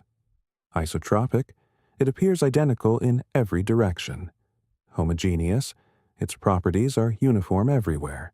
There is no privileged location in the universe, no special axis, no preferred orientation.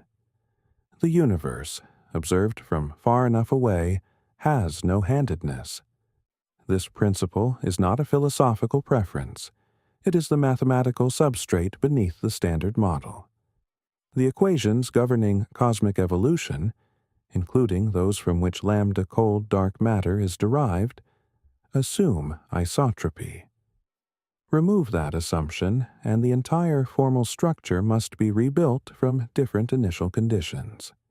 Then astronomers analyzed the rotation directions of the earliest galaxies in the James Webb Advanced Deep Extragalactic Survey, and the numbers came out strange. Galaxies, like storms and planets, can spin in either direction. In a universe with no preferred axis, those rotations should be distributed randomly, roughly half clockwise, roughly half counterclockwise. Lambda cold dark matter is explicit. The ratio should be 1:1. Among the earliest surveyed galaxies, approximately 2/3 appeared to rotate clockwise, a 2:1 ratio. If that finding is confirmed through further observation and independent analysis, the implications are severe. A 2:1 preference for clockwise rotation in the earliest galaxies would mean the universe inherited a directional bias from the Big Bang itself. The cosmos would have a memory. It would have, in the most literal possible sense, a handedness. Scientists are appropriately cautious. The sample size is not yet sufficient to constitute a definitive discovery, and systematic errors in measuring rotation directions at cosmological distances are real and non-trivial. Independent confirmation is required before firm conclusions can be drawn. But the finding is being taken seriously, and, if it holds, it does not merely append another anomaly to the growing list.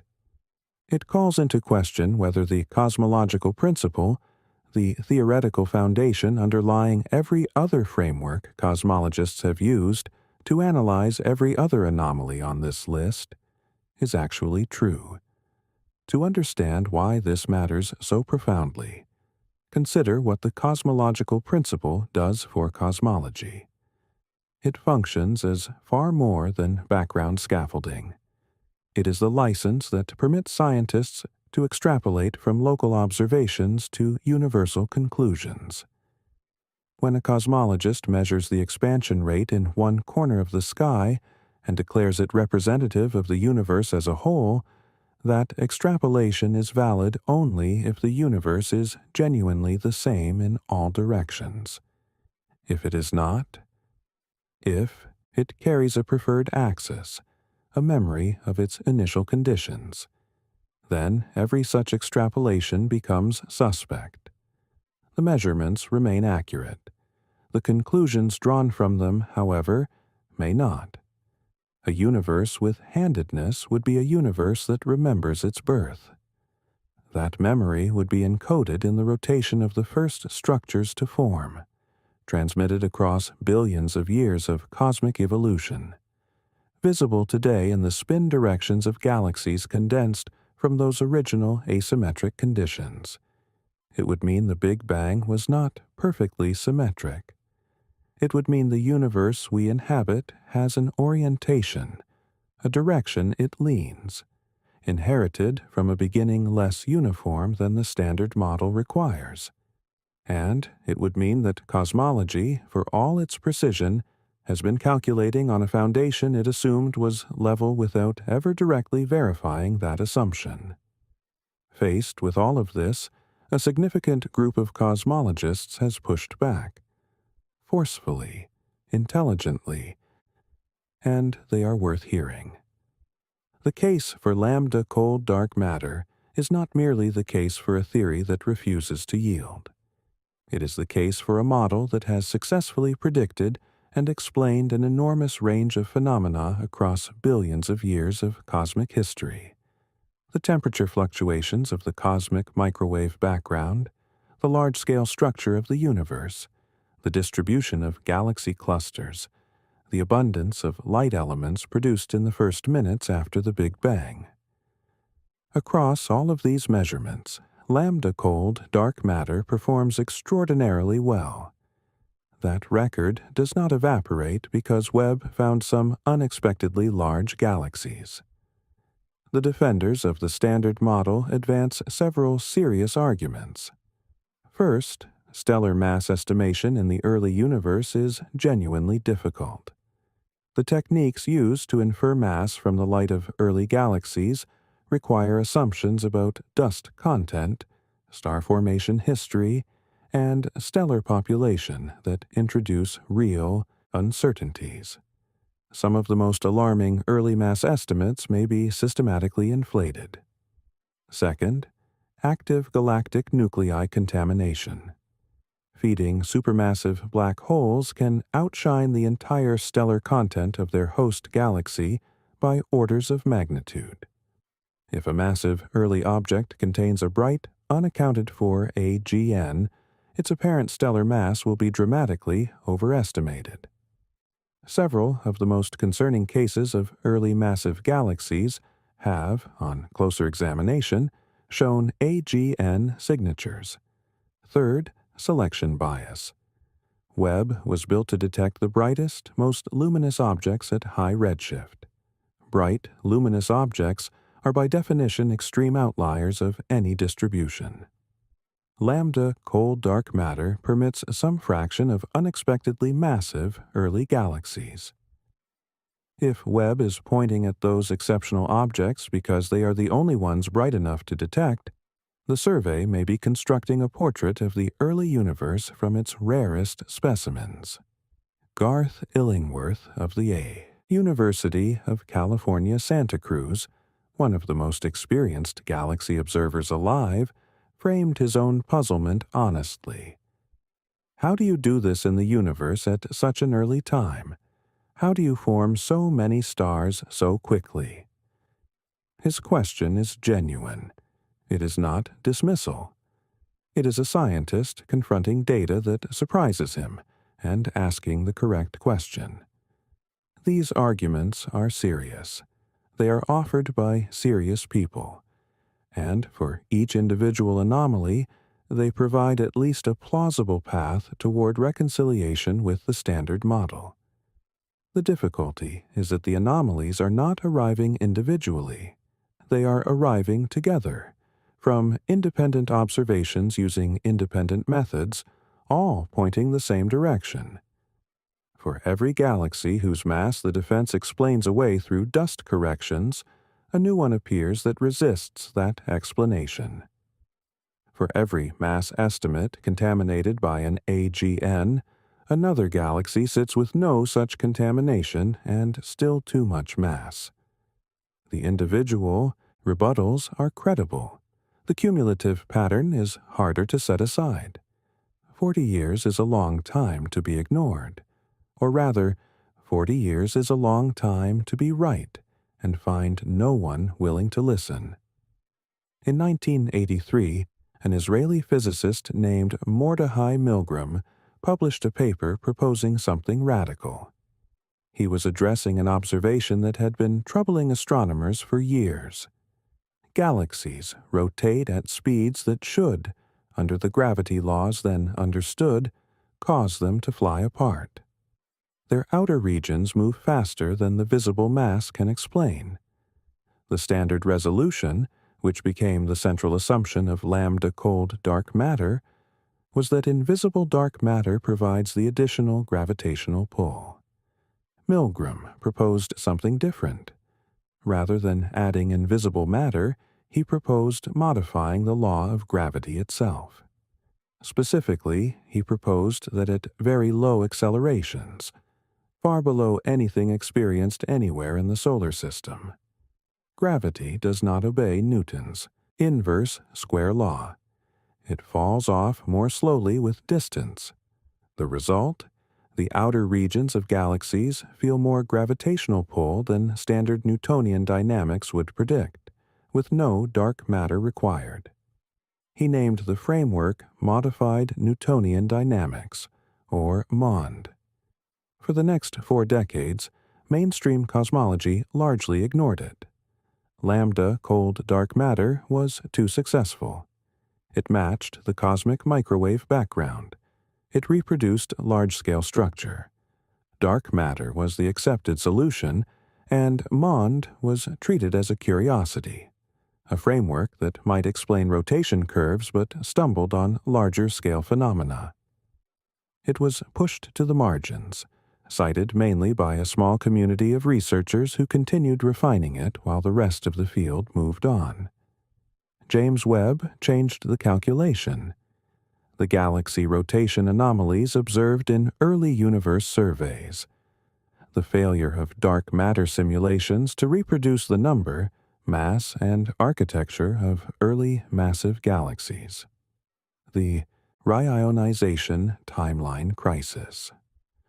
All of these are problems for a dark matter framework. MOND predicts some of them naturally, without hypothetical particles that have never been directly detected, despite decades of searching in underground laboratories and particle accelerators. This does not mean MOND is correct. Its own unresolved difficulties are real. It struggles to explain galaxy cluster behavior without invoking some form of supplemental mass. It lacks a fully relativistic formulation testable against the cosmic microwave background with the same precision as lambda cold dark matter. There are observations it does not explain as cleanly as its advocates would prefer, but a theory that spent 40 years in the scientific wilderness is suddenly, undeniably back at the table. Researchers who were once told they were wasting their time are now being invited into collaborations. Their predictions are being tested against Webb data with genuine openness. The era of dismissal is over.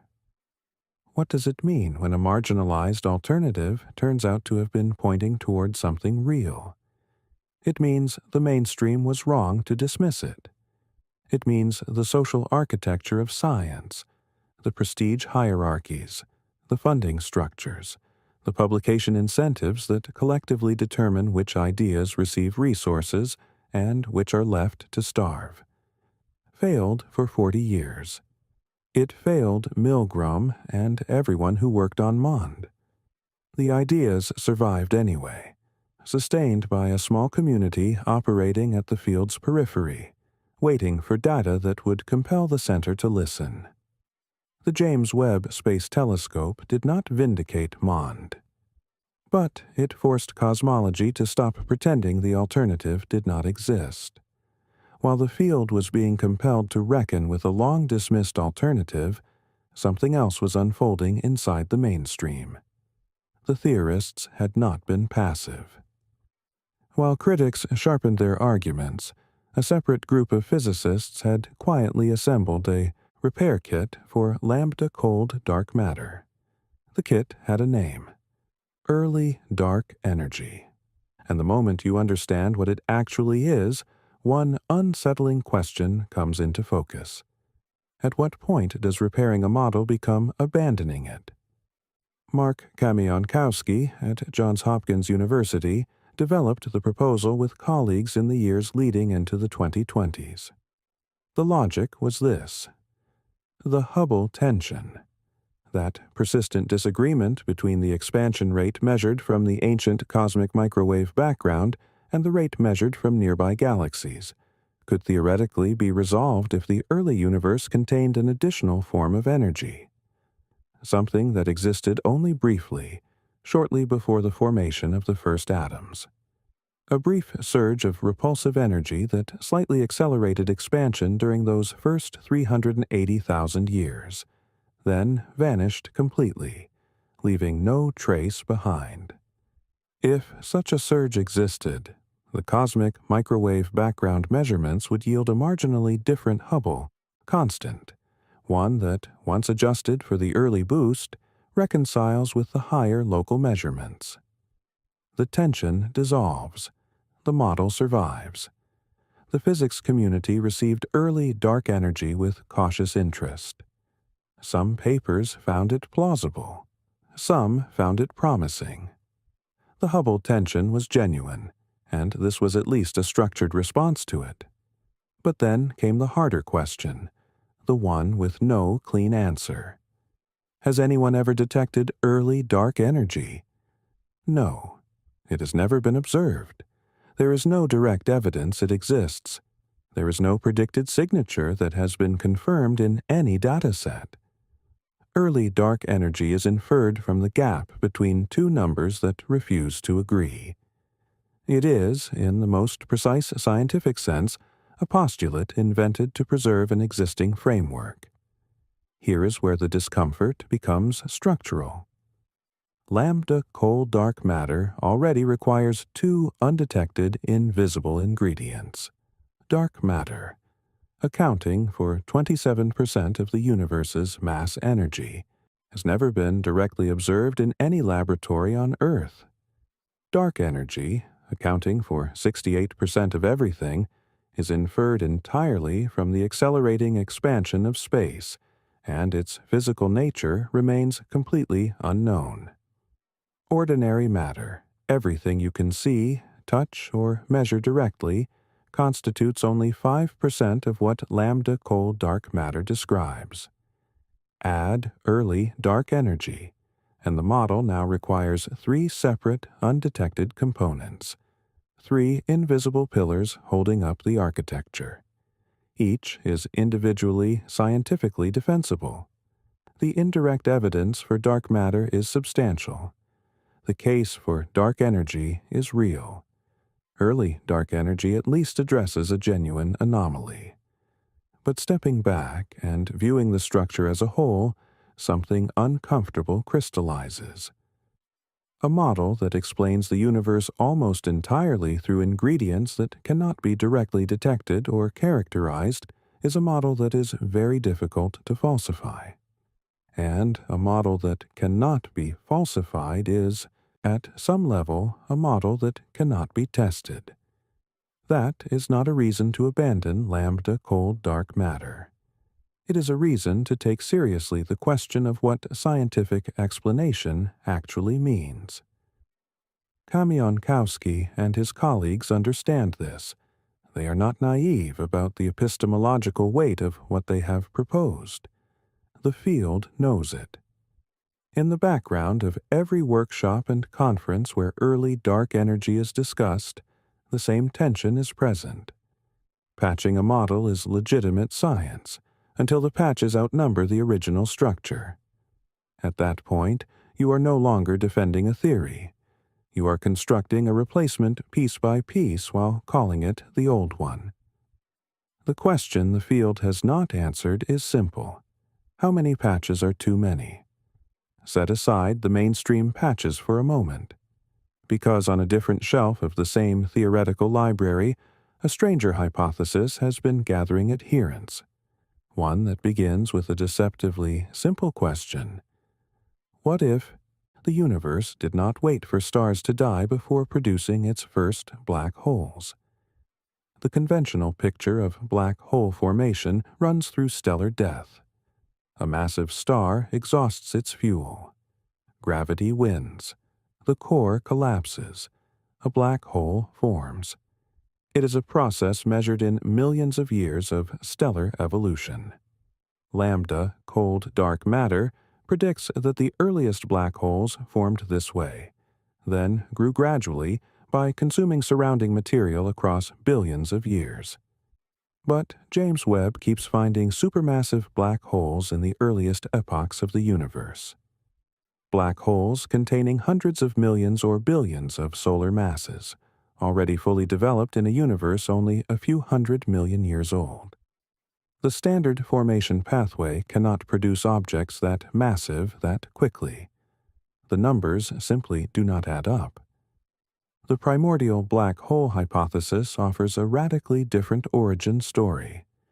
In the first fractions of a second after the Big Bang, space was not smooth, was violently uneven, saturated with regions of extreme density, fluctuating against regions of relative emptiness.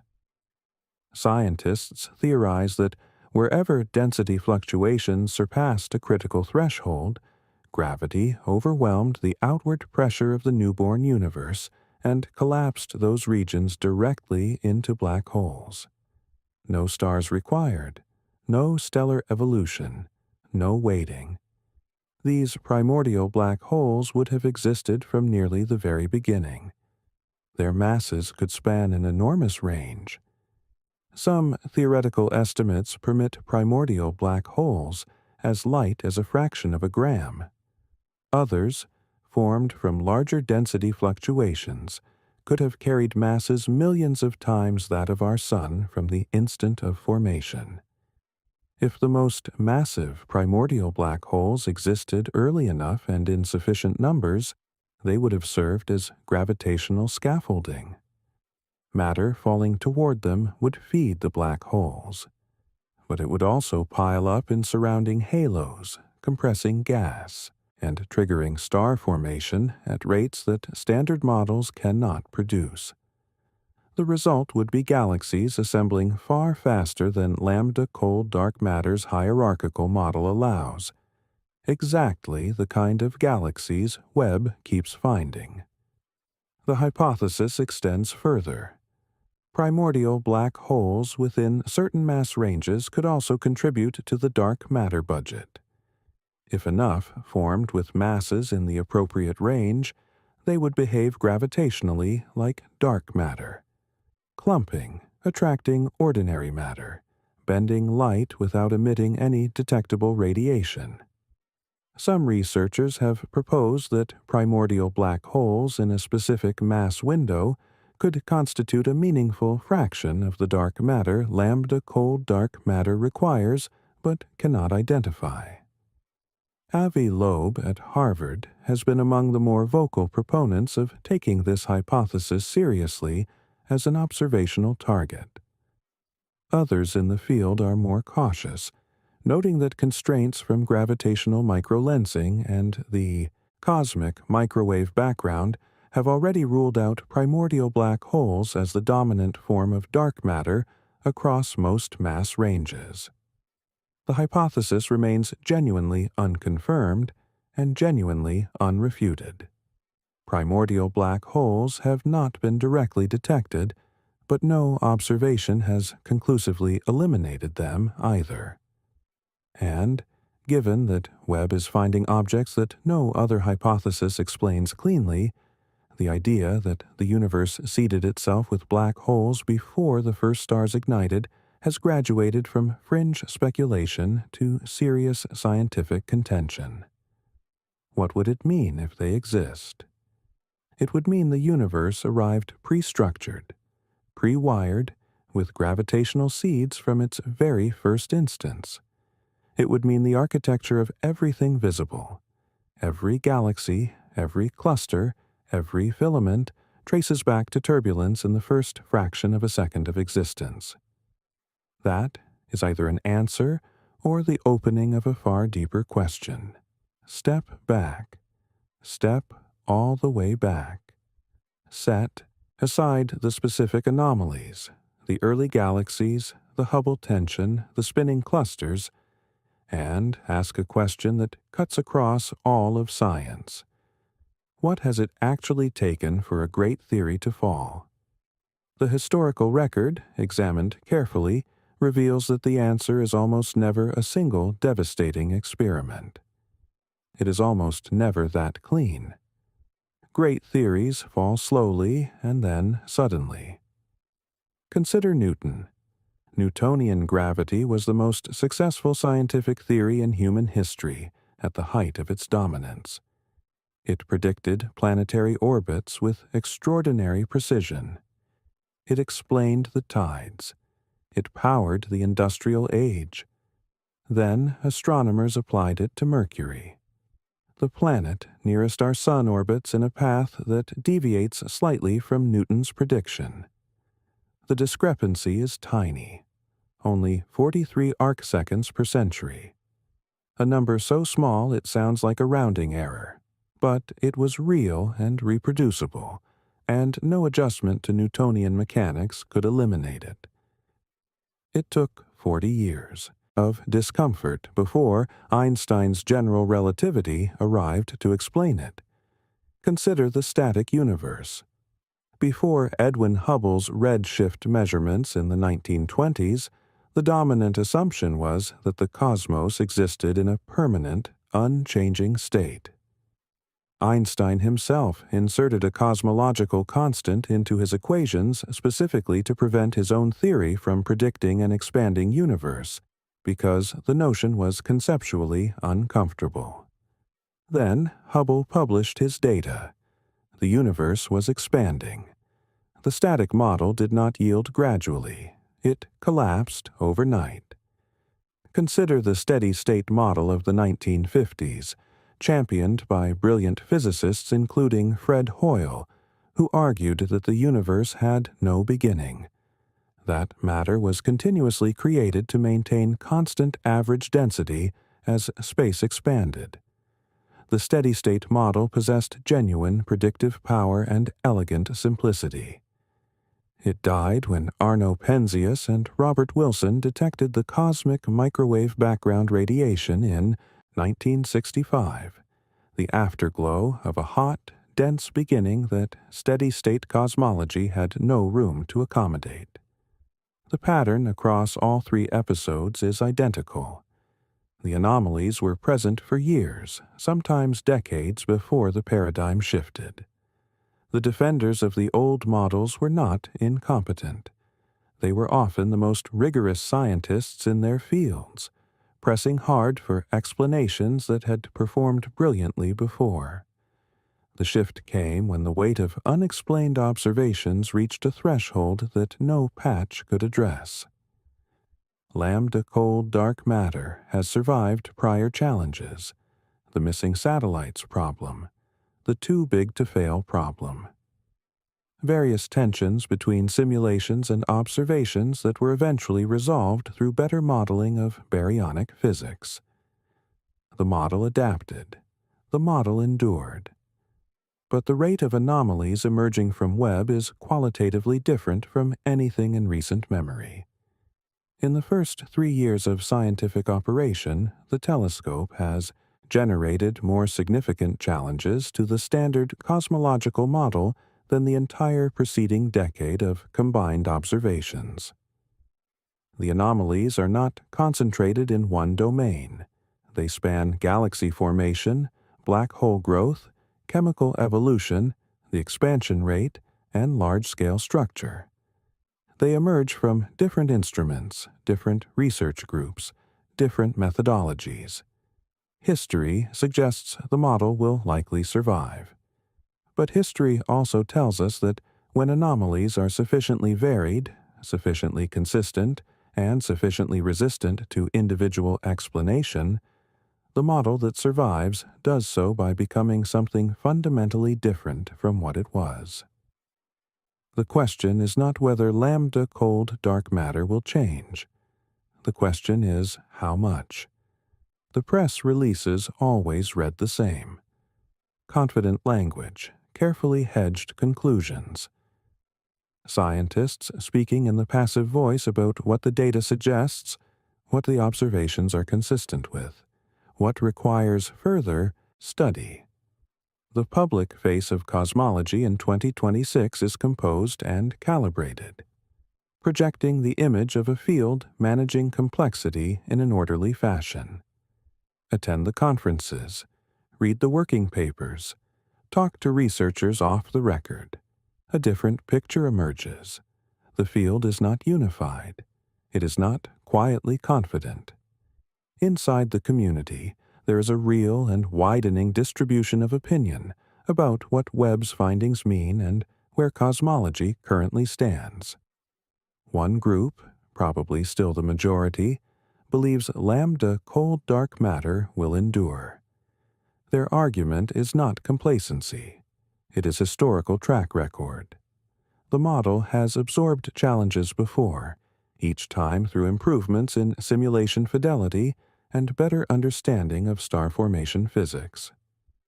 The early galaxy anomalies, in this view, reflect the complexity of gas dynamics and feedback processes in the early universe, not a failure of the underlying cosmological framework.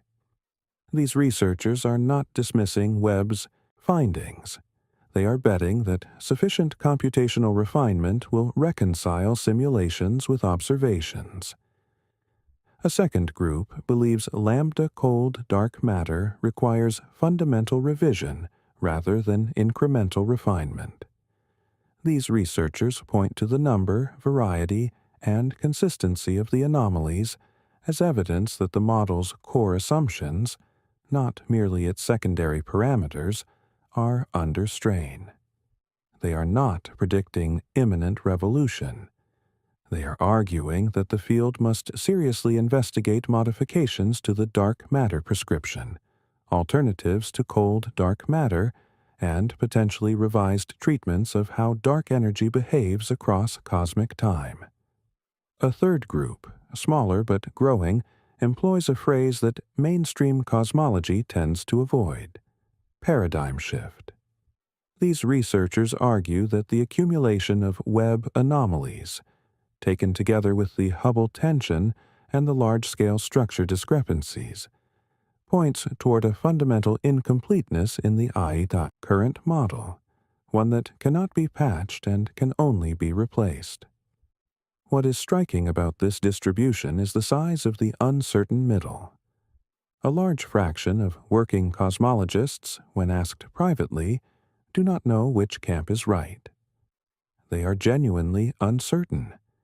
They continue to publish, to refine, to work within lambda cold dark matter, because that is the framework that provides tools, predictions, and community.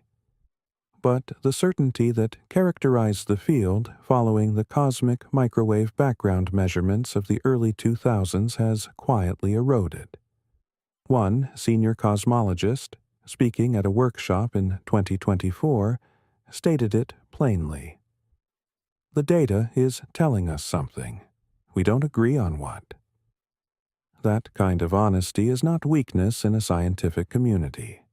It is precisely the condition that precedes a productive reckoning. The consensus is not cracking dramatically. It is developing fissures, fine lines running through conference rooms and seminar halls and private email threads across the field. None has become a break yet, but each new Webb data release applies pressure to the same places. Fissures under sufficient pressure become fractures. Here is a question that sounds straightforward until you attempt to answer it precisely. How old is the universe? Ask a physicist in 2005 and they will respond with calm assurance. 13.7 billion years, plus or minus a small margin. Ask one in 2026, and the honest answer has grown more complicated. The figure on paper is 13.8 billion years, derived from lambda cold dark matter's best fit to cosmic microwave background data. But behind that number is a chain of assumptions, and Webb has been pulling on several of those links simultaneously. The problem begins with the Hubble constant. If the universe is expanding faster than lambda cold dark matter predicts, as local measurements increasingly suggest, then running the expansion backward to find the beginning produces a shorter timeline.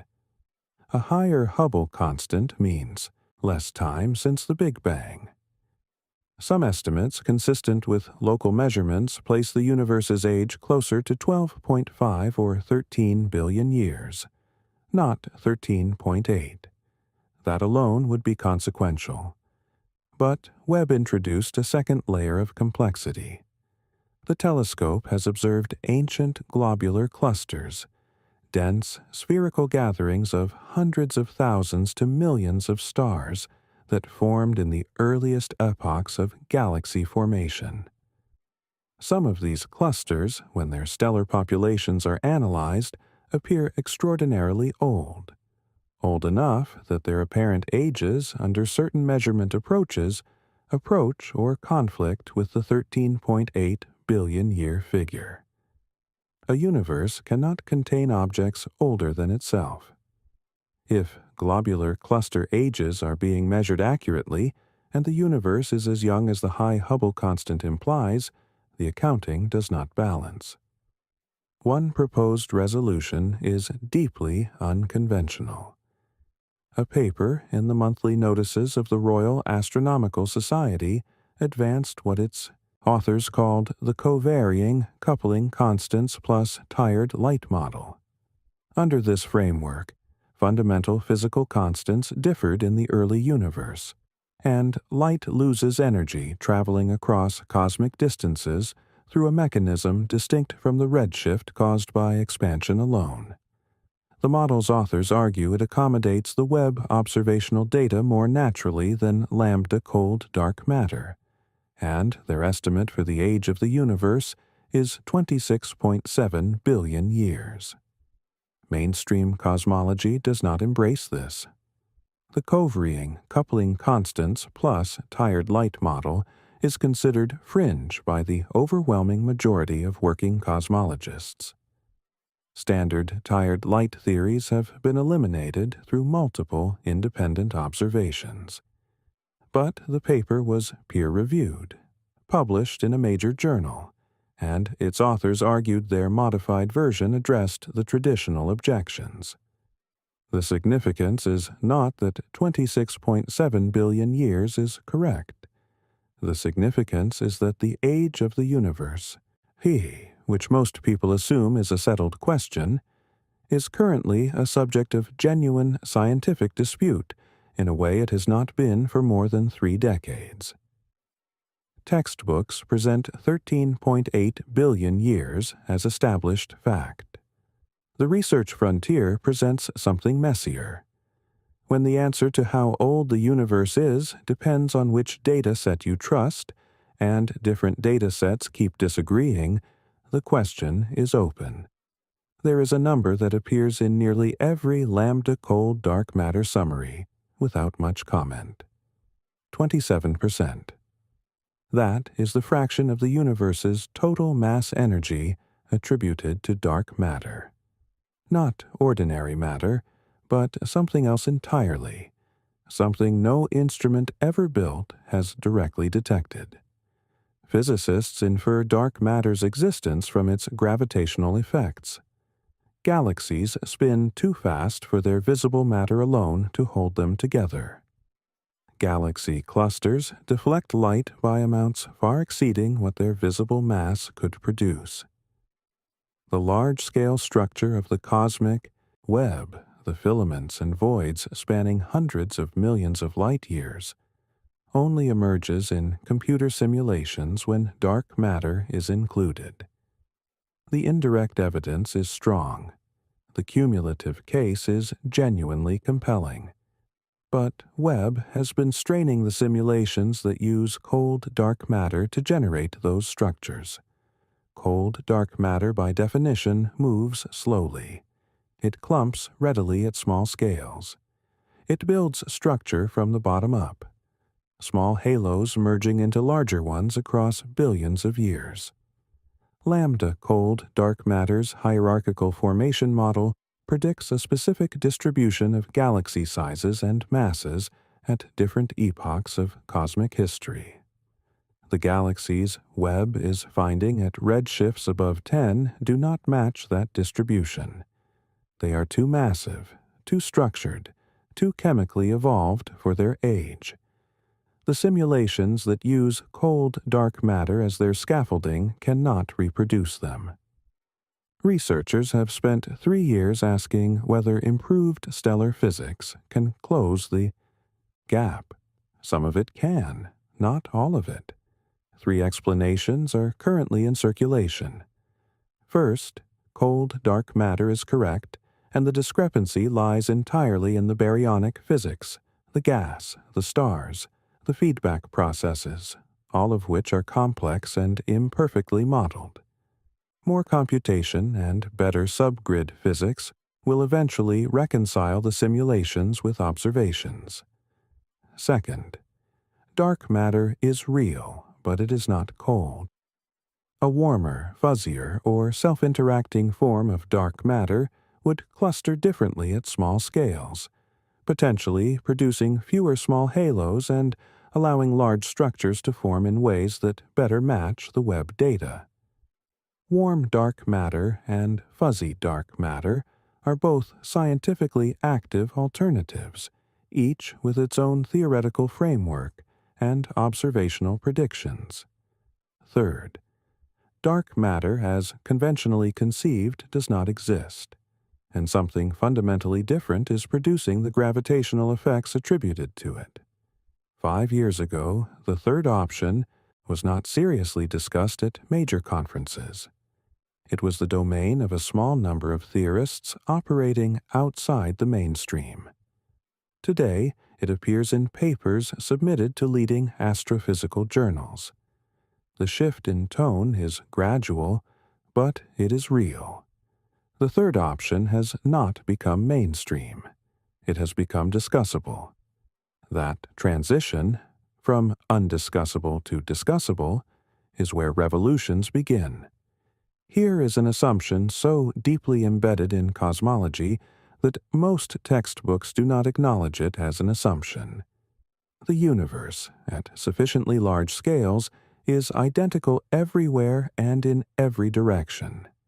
Statistically smooth, statistically uniform, isotropic and homogeneous across the full observable volume.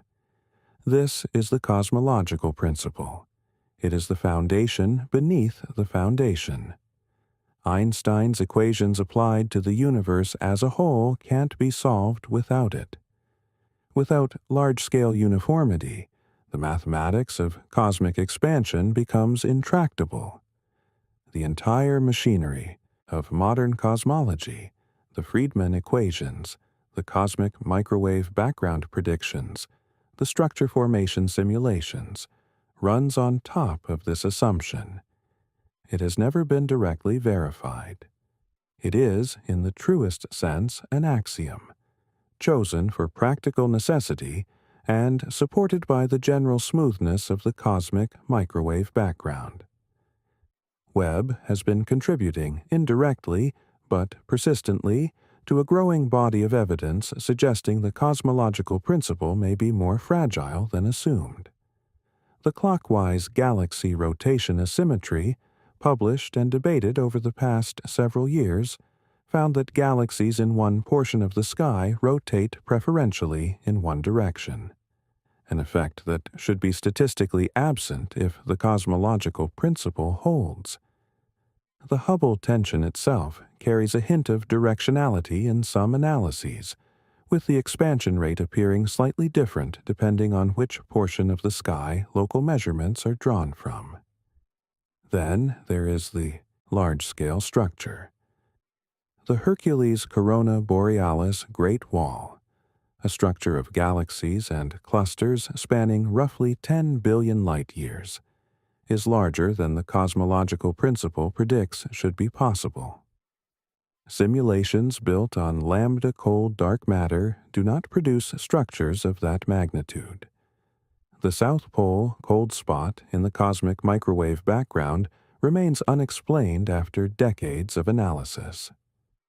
The axis of evil, an alignment of features in the cosmic microwave background that appears to correlate with the plane of our solar system, has resisted dismissal. Each anomaly in isolation is manageable. Together they form a pattern, one suggesting the universe may possess preferred directions, preferred structural scales, and preferred asymmetries that a perfectly uniform cosmos should not have. If the cosmological principle is even slightly violated, the consequences for cosmology are not minor. Every inference drawn from the assumption of uniformity becomes suspect: the derived age of the universe, the inferred expansion history, the calculated matter density. All of these rest ultimately on the universe being statistically identical everywhere. Webb is not primarily a wide-field survey instrument. It probes deep into specific patches of sky. But the structures it discovers, the overdensities, the early clusters, the unexpected filaments, consistently suggest a universe more structured, more organized, and more directionally asymmetric than the cosmological principle permits. No one has declared the principle broken. The field is not ready to take that step, but the question is being asked with increasing seriousness by researchers who 5 years ago would not have entertained it. When an edifice's foundation shows fine cracks, you do not immediately conclude the building will collapse, but you do begin to study the cracks. Consider for a moment the engineer who spent 15 years designing a component of this telescope, retired in 2019, and watched the launch from home on a screen 2 years later. Consider the astronomer who wrote her doctoral dissertation on what Webb would find, using simulations grounded in lambda cold dark matter, and who is now 32 years old, sitting with data her dissertation did not predict. Consider the graduate students who enrolled in cosmology programs in 2019 because they wanted to work with Webb data, who were told the framework was mature, and their role would be to fill in its details. They are now confronting the possibility that the details do not fit, and that rebuilding the framework may be their generation's actual task. There is a particular human cost to scientific revolution that never appears in the papers. It is not the cost of being wrong. Scientists are trained intellectually, if not emotionally, to accept being wrong. The deeper cost is the cost of unlearning. A researcher who spent a decade developing sophisticated intuitions about how galaxies form under lambda cold dark matter, who built those intuitions into models and publications and lectures, faces a specific kind of loss when the data suggests those intuitions must be dismantled and rebuilt from scratch.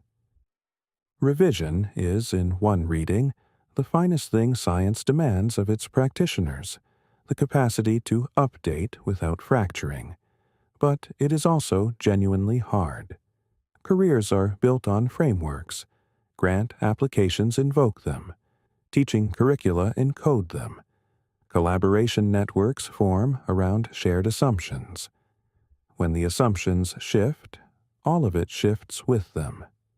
The engineers who built Webb and did not live to see its first light are part of this story too. The telescope was first proposed in 1996. It launched in 2021. 25 years. The people who conceived it imagined it would confirm and extend the standard model. Some of them died before knowing what it would actually find. What it found was not confirmation.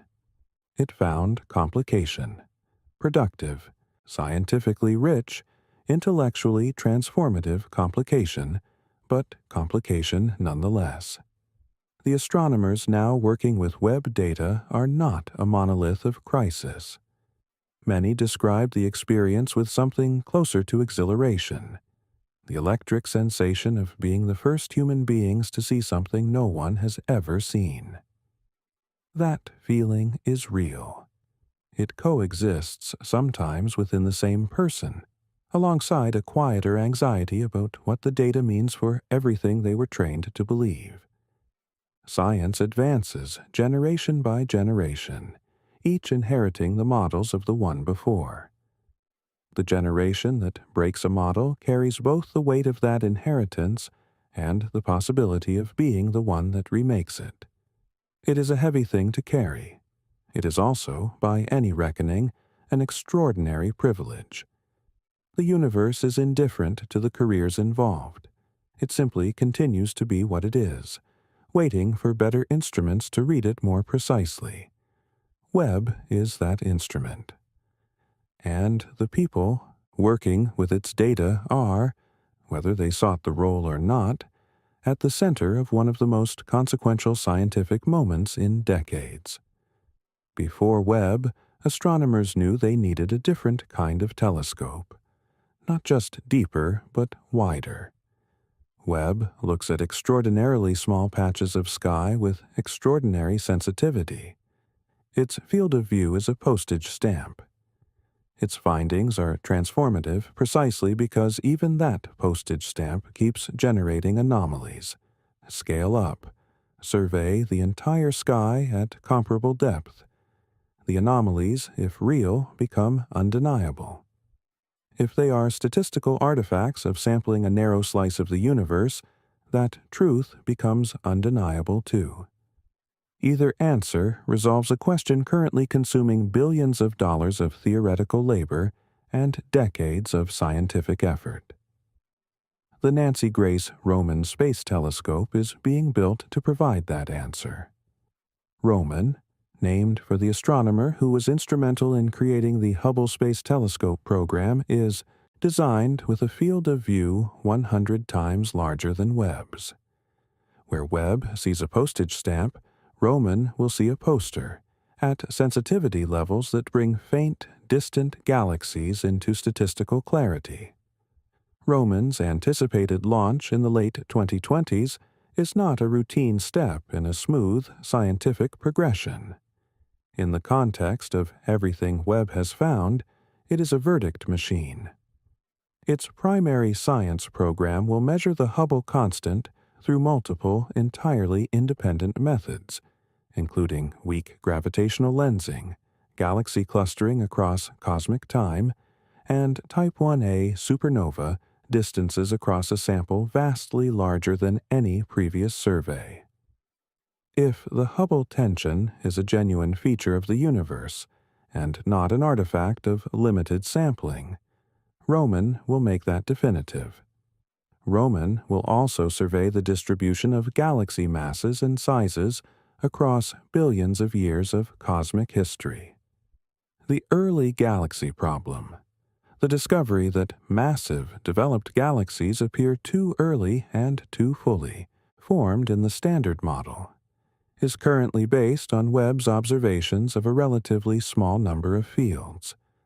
Roman will observe millions of galaxies across the same redshift ranges.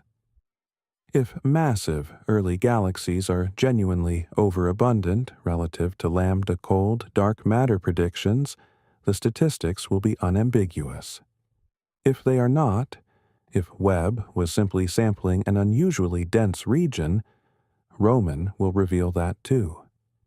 Dark energy is Roman's third principal target. The behavior of dark energy across cosmic time carries the signature of what it actually is. If dark energy is truly a cosmological constant, a fixed energy density of empty space, its influence should be identical at all epochs. If it is a dynamic field that evolves over time, Roman will detect that evolution through precision measurements of how galaxy clustering and cosmic expansion have varied over billions of years.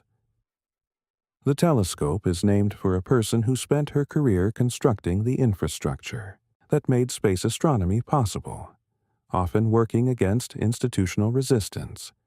Roman herself argued for broad sky surveys over narrow, deep fields, a philosophy now embedded in the telescope bearing her name. Webb found the questions. Roman is being built to determine how seriously to take them. When it launches, when its first wide-field surveys begin returning data, the distribution of opinion inside cosmology will face a test that no individual researcher can manage through reinterpretation alone. The numbers will either hold up at scale or they will not. There is no way to read around a survey of hundreds of millions of galaxies. Roman is the next conversation, and it will be a conversation the universe must participate in directly. Return to the beginning. Christmas Day, 2021. A rocket rises from a launch facility on the northeastern coast of South America, carrying inside it a mirror composed of 18 gold-coated hexagons folded like a flower into a cylinder. The engineers, watching from control rooms and parking lots and living rooms across 2 continents, had spent, in some cases, the better part of their professional lives making that moment real. The rocket performed perfectly. The telescope separated. The unfolding began. No one in the control room that day knew what the telescope would find. They hoped, they modeled, they prepared. But the universe had not consulted the models. And so, 3 years later, we have this. A galaxy generating oxygen in the first 500 million years of existence. Oxygen that requires multiple generations of stellar birth and death to produce. Oxygen that should not have had time to materialize in a universe that young. Galaxies carrying the mass of mature spirals, already fully assembled when the cosmos was less than 5% of its current age.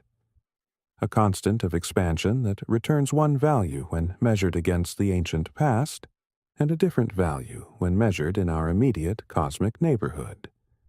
A preferred direction in galaxy spin that probability theory says should not exist. Stars that turned out to be entire clusters. Objects whose identity changed 3 times in 3 years as more data arrived, each revision more startling than the last. Taken individually, any one of these could be an anomaly, an error bar, a subtlety in the physics awaiting resolution through better simulations or more careful calibration. The field has absorbed individual anomalies before, but the accumulation sits differently.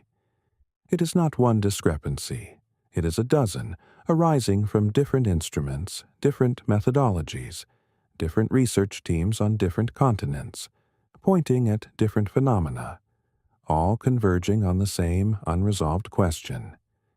Is lambda cold dark matter, the model that has organized and guided cosmology for 30 years, fundamentally incomplete? That question sits at the center of the field right now in 2026. It does not have a consensus answer. Alison Kirkpatrick, who in 2023 described lying awake at 3 a.m, worrying that everything she thought she knew might be wrong, has not stopped working. She is still analyzing the data, still publishing, still contributing to a community that is, at its best, collectively honest about the limits of its own knowledge. Caitlin Casey and her collaborators are mapping the early universe's galaxy populations with increasing precision. Stefano Carniani's team is examining chemical signatures in objects that should not yet have had time to produce them.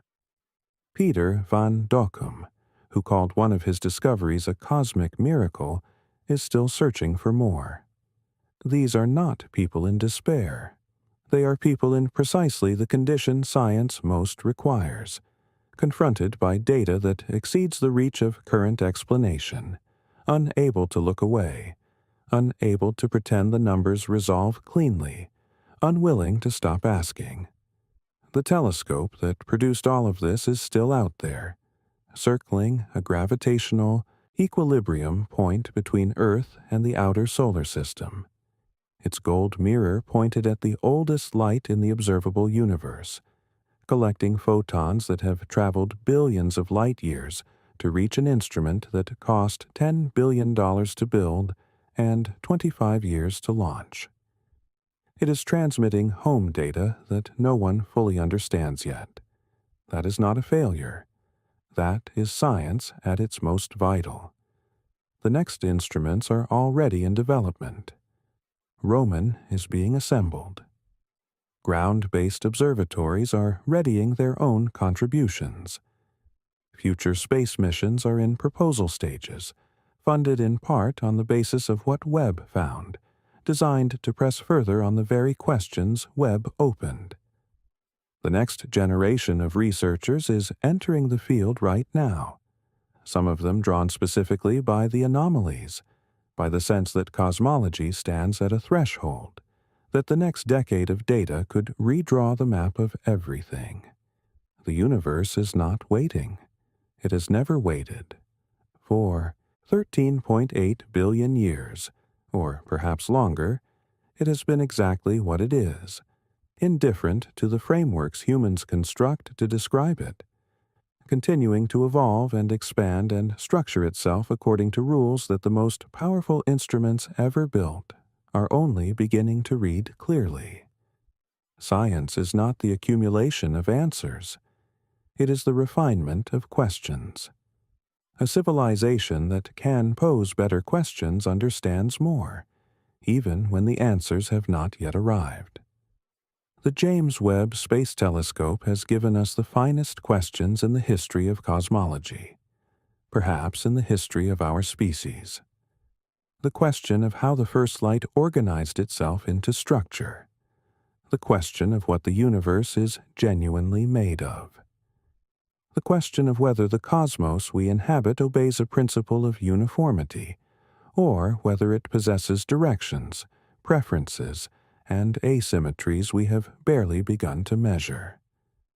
The question of whether the model that has guided 30 years of science is a foundation or a scaffold. None of those questions are closed. All of them are open. The data will keep arriving. The mirror will keep turning. And somewhere in the generations now looking upward, the minds that will answer these questions are already forming their first thoughts about the sky. That is not a conclusion.